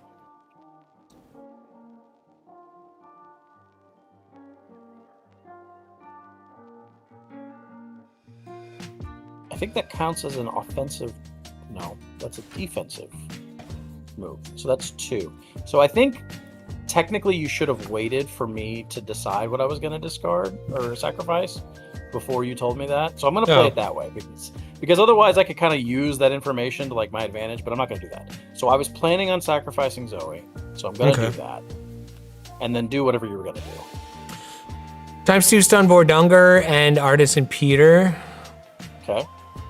2, 1, 2. So now you're no longer overpopulated, but Zoe's out of there anyway, so it's the same result. Yeah. Sort of, because if I had known that, I probably would have discarded one of my disabled cards. So I would have used that information to my advantage and gotten rid of a spot. So that's just one thing to note is like the... But if you would have gotten rid of one of your disabled cards, then you would have been overpopulated and Zoe would have been gone anyway, so that would have been like a bad strat, right? True, which is why it would have been better for you, I think. Well, I guess it wouldn't have worked. It would have worked out either way. But anyway, it's just interesting to note that like that's one of those scenarios where like if you know what your opponent's going to do, that could be sort of advantageous to you. But usually because of the way the effects happen, I would have made that move before you declare what you're going to do. Sacrifice happens in the ready phase. Well, I think it's considered a defensive move, so it's in the effect order. It's 2. Okay. Well, it all kind of worked out basically how I planned it anyway. I could have gotten a slightly better result, but that was the result I was hoping to get rid of your Zoe and stun those guys. So whatever. That works. Okay, what's this? Level 2.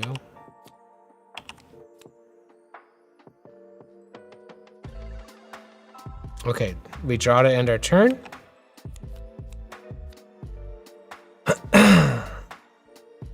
Okay.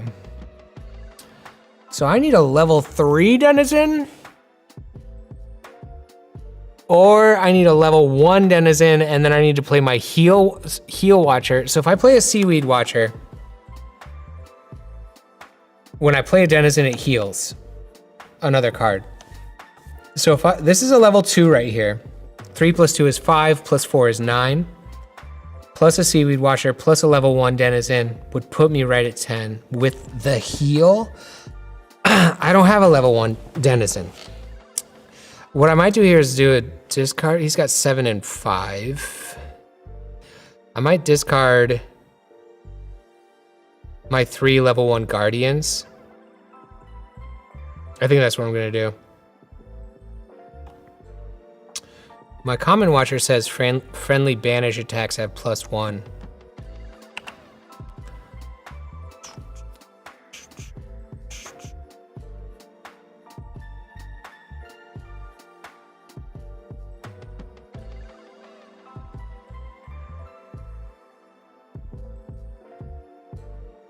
Okay.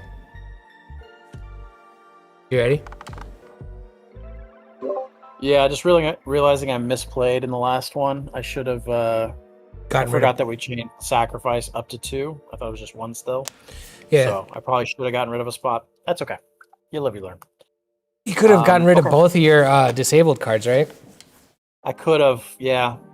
That's okay. All right. So I'm ready. Okay, I'm discarding. I am sacrificing. Okay. So when does discarding happen in the turn order? Since we were just talking about that, that would be. So discard is 2. Number 2, yeah, discard. Okay. So I'm getting rid of this guy, and this guy, and this guy. I can do up to 3, right? I can't do more than 3.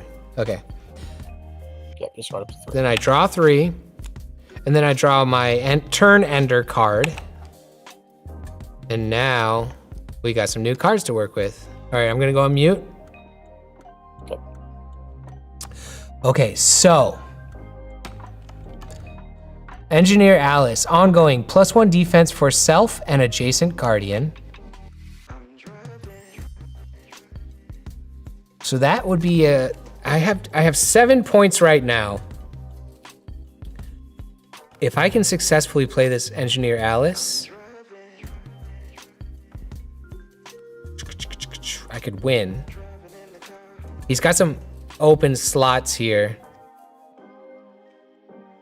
I could play Janelle, peek 1 card from enemy hand and discard if it's a Denizen. The Alice is probably better because it adds defense for me. I did not draw a level 1 Denizen, which would help me with that Watcher plan. So I think I gotta attempt the W again. I'll probably get thwarted again. And I'm gonna put my Engineer Alice out here and see how this goes. Everyone wish me luck. I'm ready. You ready? Okay. I'm ready. Let's go. These guys get healed. Uh-oh, don't drop a 4 on me. Sorry. He put the 4 out there, and we did tie. Oh my gosh. We did the thing. We tied. We did the thing. Oh boy. You have may move 1 card or sacrifice 1 disabled card. Do you want to do that?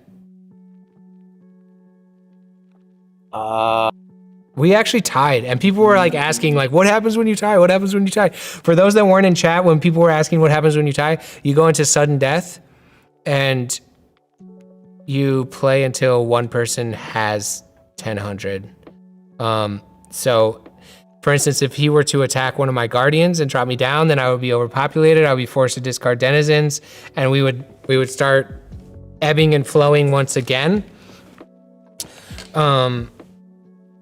So this is an interesting situation. I've never been in this situation before.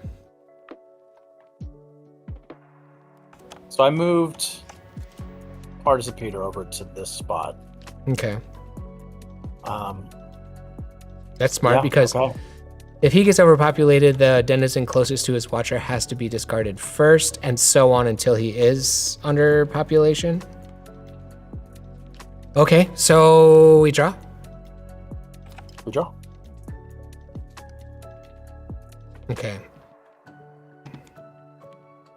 Okay, now I'm in a bad situation here, and I'll tell you why.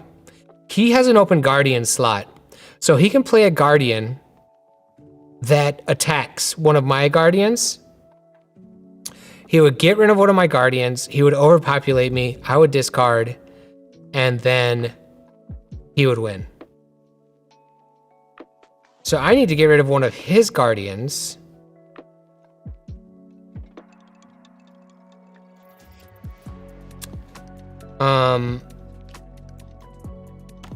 But I only have like a denizen slot to do that with.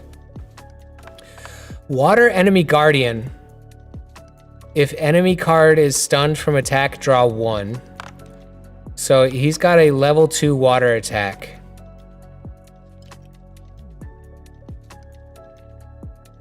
So that doesn't help me because my level 2 can't get through this level 3, can't get through this level 3, and can't get through this level 3.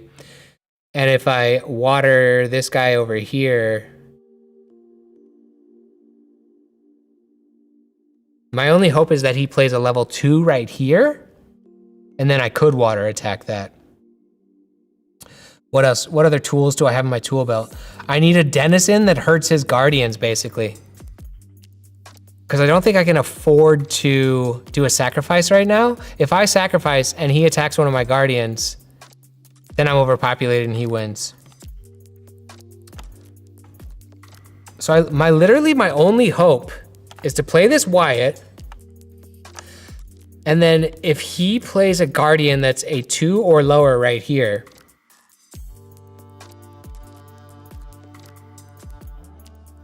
then I could use my water attack on that. That's my last ditch attempt to try and hold on to this game.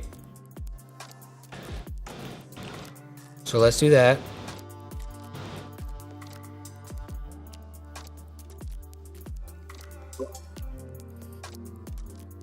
You ready? Okay, let's see. Let's go. Please, please, please, please, please. Oh, yes. Enemy denizen attacks must target this card. So I will move your Pecoy into your Ascaleer, thus getting rid of Ascaleer.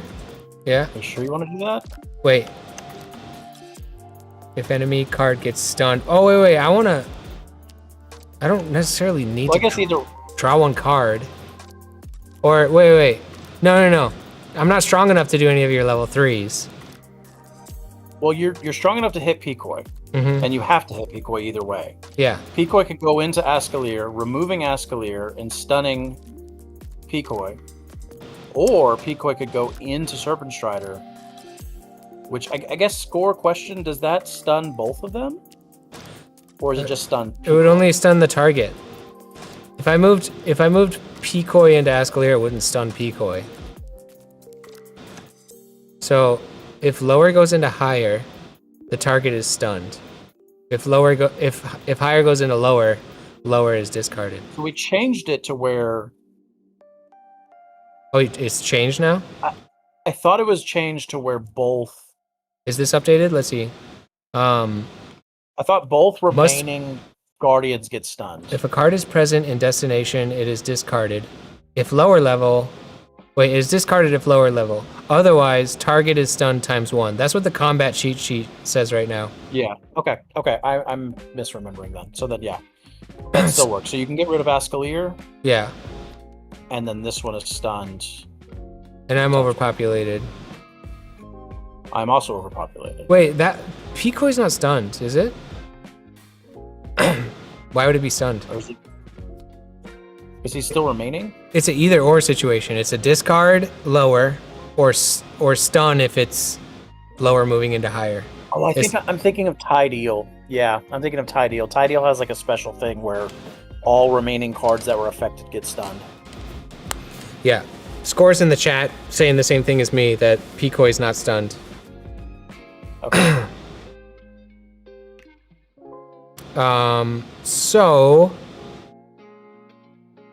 I played Wyatt just because if you played any attack on anything, I would be screwed. So Wyatt goes away, and we're still both at 10. Yep. So now we draw.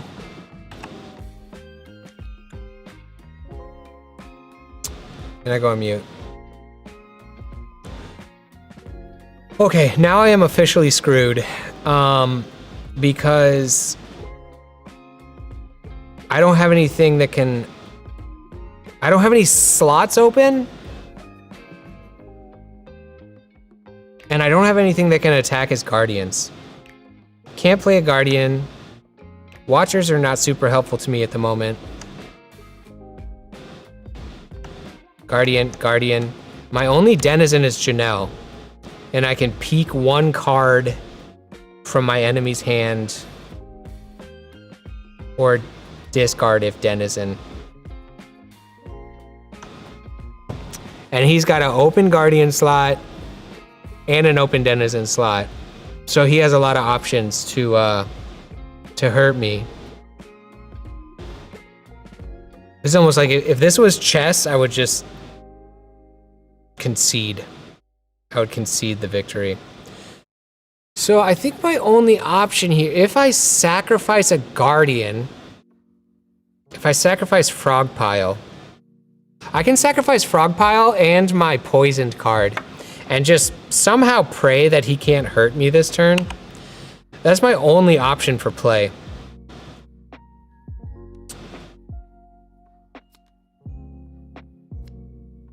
GG's, bro. You're about to win. I don't know. We're gonna find out. Okay. Well, I am sacrificing. Oh. Then yeah. Yeah. So yours poisons an enemy guardian with a level 3. So you would want to poison what? That. Making me overpopulated. Getting rid of that.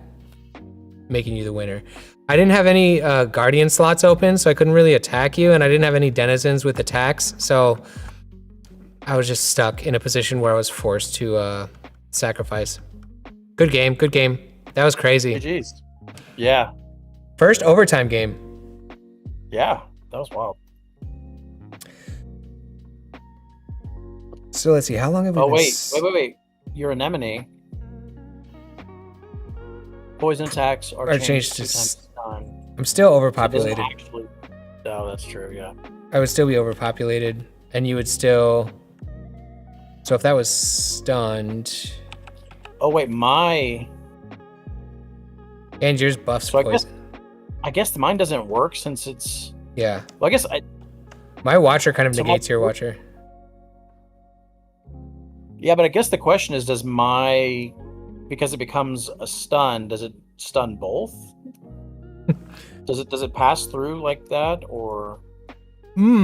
That's a good question. Whether I was operating under the assumption that your watcher is basically like completely negated because you no longer have a poison attack. That would make sense. It's like it I'd be starts curious as to see yeah. what would have happened if it was a stun that went through. Would you have been overpowered? You'd still have 10. You'd still have 10 population though. Yeah, but Let's see, would you so- be overpowered and have to remove? So that's there. And then this, So you wouldn't have had to remove. but you still have 100 points. But I'm still at 10, yeah. Okay. Yeah. Yeah. GG. GG. Let's see, how long have we been streaming? It's been like 3 hours and 20 minutes. I don't know if we should play a third game. maybe the last like 15 minutes or so. If anybody has any questions about the game, about Primal Guard in general, about life, the next 10 minutes or so. Because I kind of want to go home and hang out with my wife and kids. Please do shipping to Israel. Creo ships to like 50 countries. Yeah, and if there's any countries that are not listed on the Kickstarter, definitely reach out to our support team, support@creocards.com, and we can work with you to try to find an alternate solution to use a freight forwarder or some way to get you your products. Yep. Honestly, for a lot of stuff, reaching directly out to Creo is a great solution for a lot of things. This has been really fun, guys. I hope that you guys kind of have a better understanding of how Primal Guard works. I hope that you think that it looks fun or interesting. I hope that you want to try out some strategies. These are just the starter decks that we've been playing. This is about as vanilla as it gets. And then once you get into the world of building custom decks and trying to do some interesting strategies and putting your own card combinations together, that's when it really starts to just become super interesting.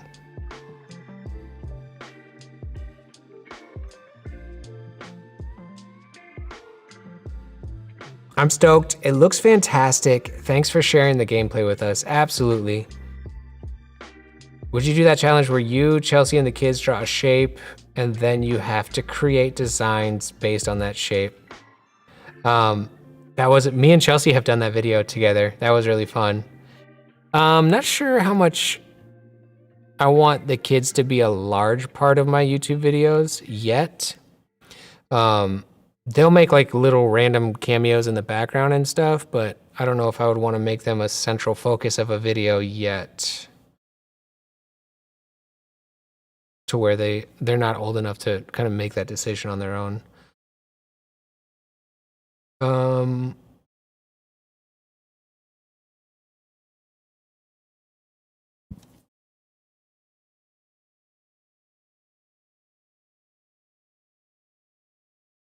What happens if Primal Guard does not meet the hype you'd hope for?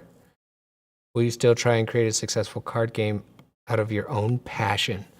Well, I have created a card game out of my own passion, and I think that it is doing good. I'm really pleased with the support that it's gotten so far, and yeah, I'm excited about the future of Primal Guard. Do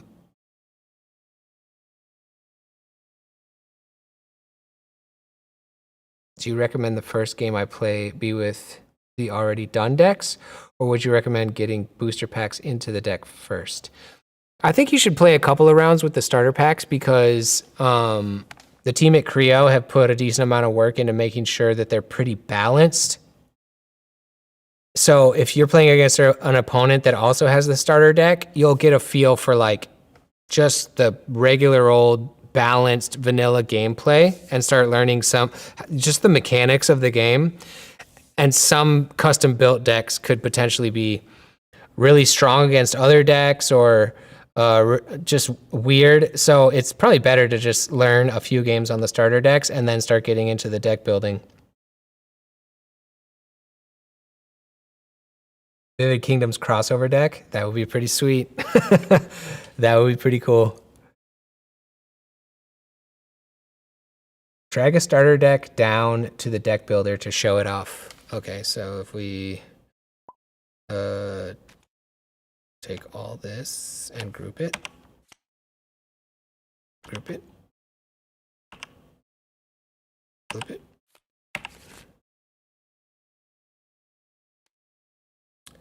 So we put this full starter deck in here.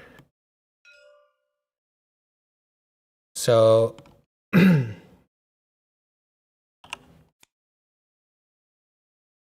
do we got here? Total. Oh, you put it right there.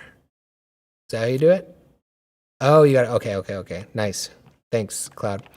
So when you put all these cards here, you have 28 total points in this deck. You have 15 Guardians, 3 Watchers, and 10 Denizens.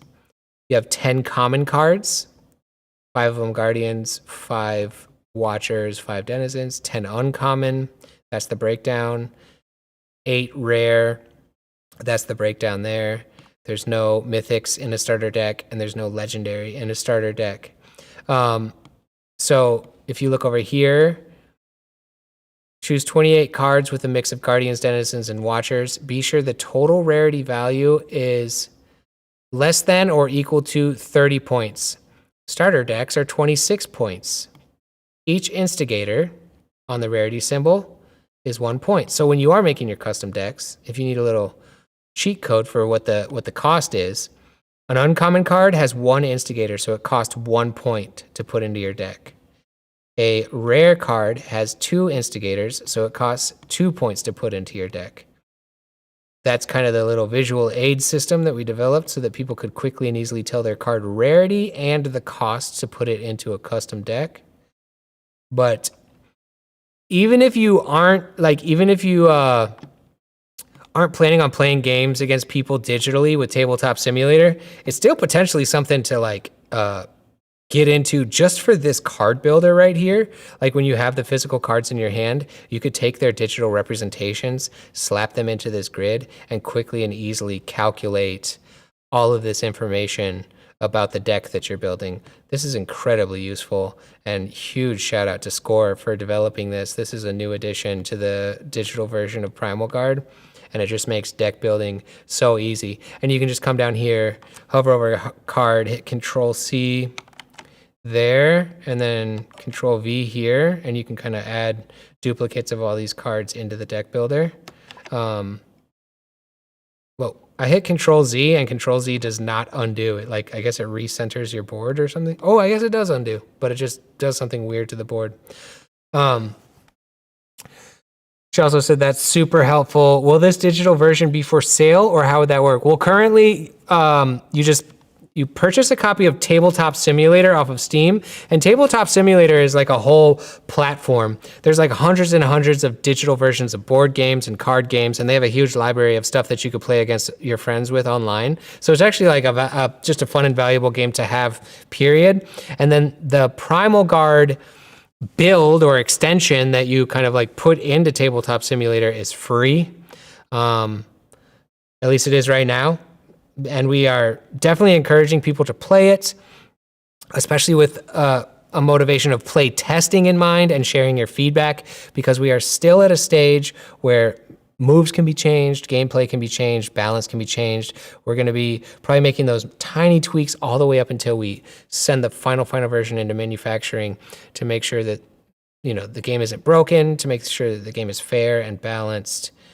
So not only would you be able to play a digital version of the game and use this simulator and stuff, but if you're willing, your feedback will be incredibly helpful to us at this stage in the game so that we can make tiny little iterations to make the game better and more fair and more fun.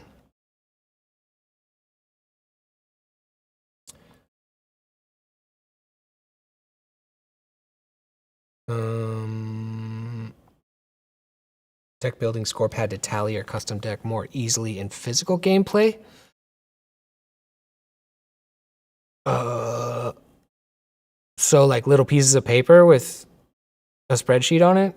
Or I don't know how you would do this physically because this is using computer programming to tally all this stuff up.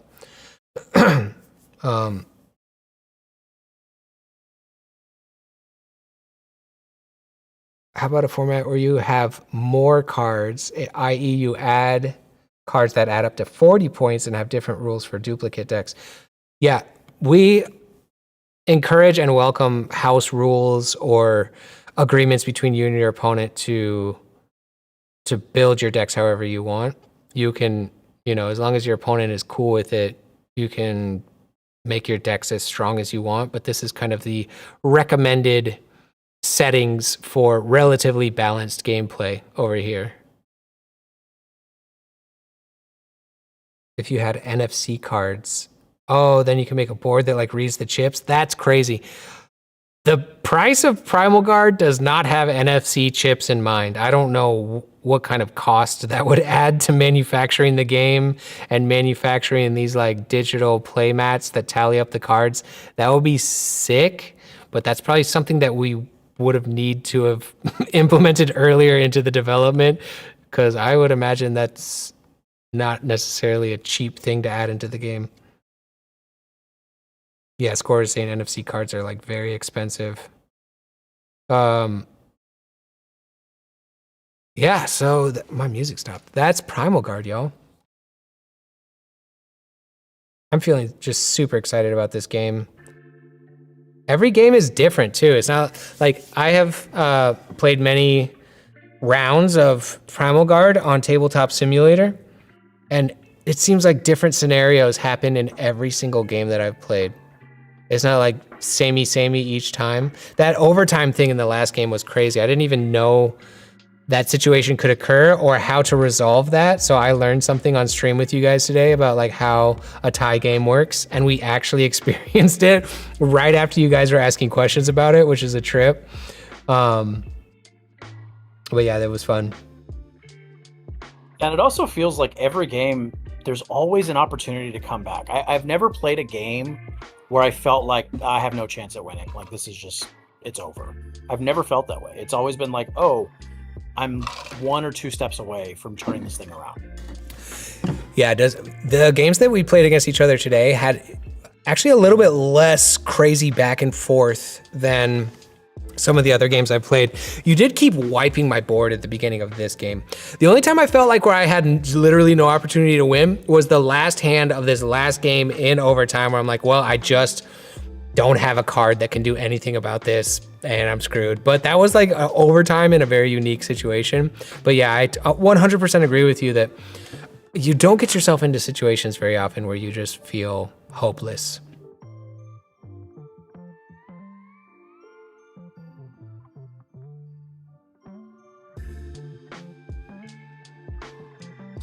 I'm really eager to see what people come up with in terms of custom decks. We showed off the starter decks here, but I mean, there's cryptids, and cryptids literally changed the game. They are so strong. So yeah, I'm just really curious to see like what people come up with, what interesting combos and synergies they find and build in custom decks. Yeah, if we look at the cryptids here, the Shockalop does ×3 stun enemy guardian and watcher, and ×1 stun adjacent cards.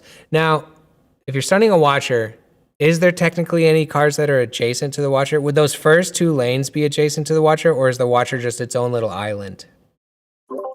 The watcher's its own little kind of island. So okay, it doesn't. So it would basically be the guardians. Yeah, adjacent to the guardian. The Veil Cabra. Poison may split damage between targets. So it's a level 4 poison. So you could potentially take out, a level 2 Denizen and a level 2 Guardian, or a level 3 or 4 level 1 cards.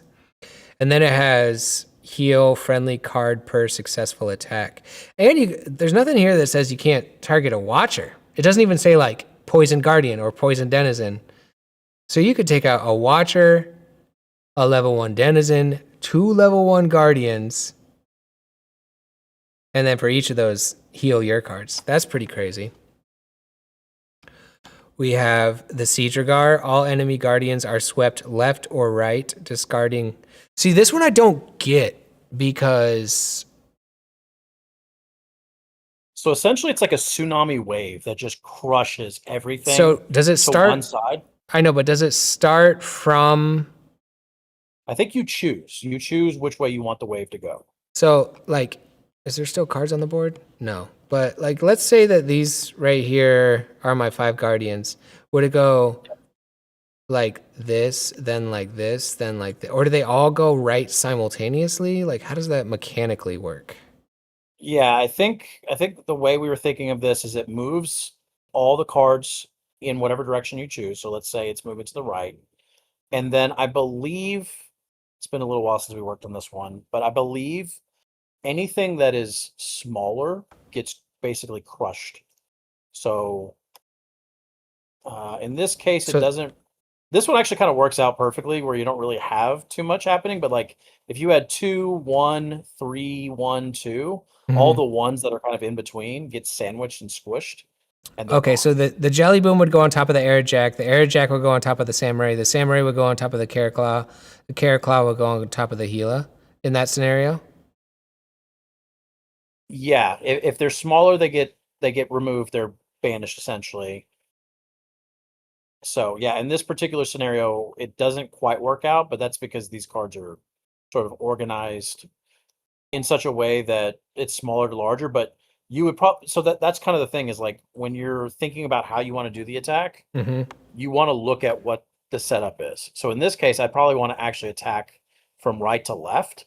So that way the 3 goes over the 2 goes over the 1. Yeah. And yeah, anything smaller gets, and then anything that has a lower population or a protection number gets removed. Does it get stunned like a water attack if it's not successful?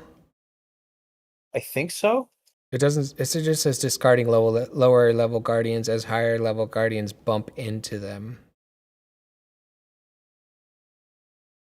Yeah, even just like the way that behaves, where it's sequential, like this one goes into this one and this one goes into this one, because like after the first one, you would think that card would be gone and discarded, thus making it not continue that chain. If you thought about it wrong, you know what I mean? Does that make sense? We really wanted it to feel like a stronger version of the water move.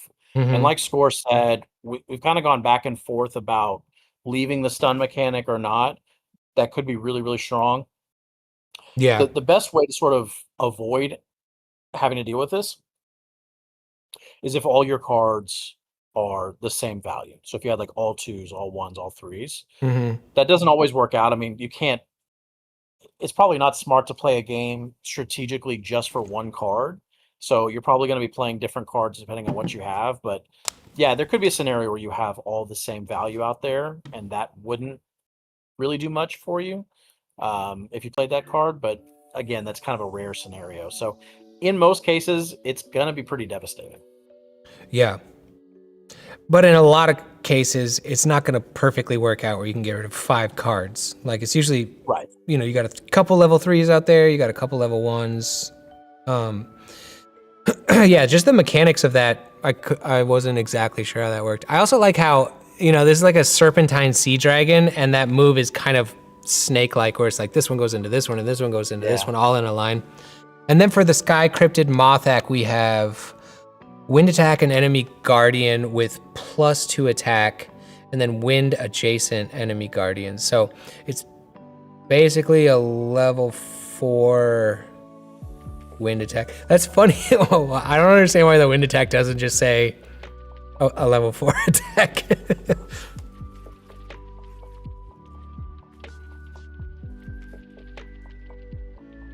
You know? I think I'm trying to remember with that one. So Wind enemy Guardian with +2. Why doesn't it just have a level 4 Wind icon and then it just says Wind enemy Guardian and adjacent Guardians? Yeah, I remember there being some sort of, I think it's so it protects this card. Which card? It protects the Mothak? Maybe. Because it's not... Oh, or if you could... That's right. Score mentioned it. It's because the adjacent attacks... We wanted the main attack to be strong, and then it sort of like... Oh, okay. As it attacks the rest. Okay, yeah. So the adjacent attacks are a level 2 attack, and the main one is a level 4.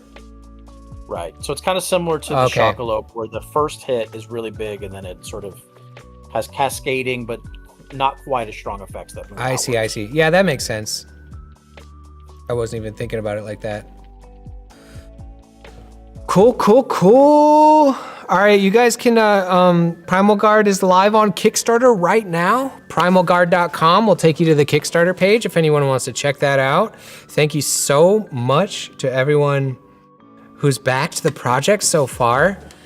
We got the stretch goals. We've unlocked like, what, 3 or 4 of them where I'm doing custom cards. I'm doing my own alternate art version of certain Guardians in the game.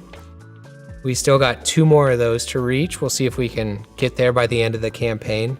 But I'm just so thankful for you guys supporting this game, hanging out today to see how the game is played. I was definitely getting a lot of comments from people who are confused about how gameplay works. It was one of the subjects that was really hard to touch in my series, not only because my channel is about art, but also because the gameplay was changing pretty frequently. And the changes in the beginning were like drastic, and then now that we're making it to the end, they're more small and iterative, but even now the gameplay is changing based on more games being play tested, more feedback. So yeah, that's why I wanted to jump on this live stream and kind of walk you guys through this game, and I hope that you have a little bit of a stronger understanding now that you've seen a few games get played. This is going to be a replayable VOD on my channel. So if you do see people confused about gameplay, you can kind of direct them to this live stream. Thanks for hanging out, y'all. See if there's any last minute questions. I'm just about to hop off of here. Shout out to my wonderful and beautiful wife and my beautiful daughters watching. Chelsea, I see you in the chat. Hope you guys are having fun. Seriously, the whole team working on this game are so talented. I agree. It's been like an absolute dream to work with Creo. Cloud, thanks for joining me today, man. Cloud's one of the main dudes over there at Creo. He put a lot of work into designing this game. Score has been in the chat. Score has just done an incredible job with so much of the game design, and like the reason why Tabletop Simulator looks like this and looks all good and stuff is largely due to Score, as far as I know. Yeah, this has been such an awesome project to work on. It's just been so incredible to see this whole thing come to fruition. So thank you for agreeing to work with us, and thank you everybody in chat for watching. This has been fun. Absolutely. For those who haven't supported yet, PrimalGuard.com is the Kickstarter. It's live now. It's live for another like 20-ish days. So let's keep it pushing. Try and hit those stretch goals. Tell a friend. And yeah, I really appreciate you guys for hanging out. And with that, I think I'm gonna end the stream. Peace out, y'all. Thanks for hanging out. This was really fun. Bye.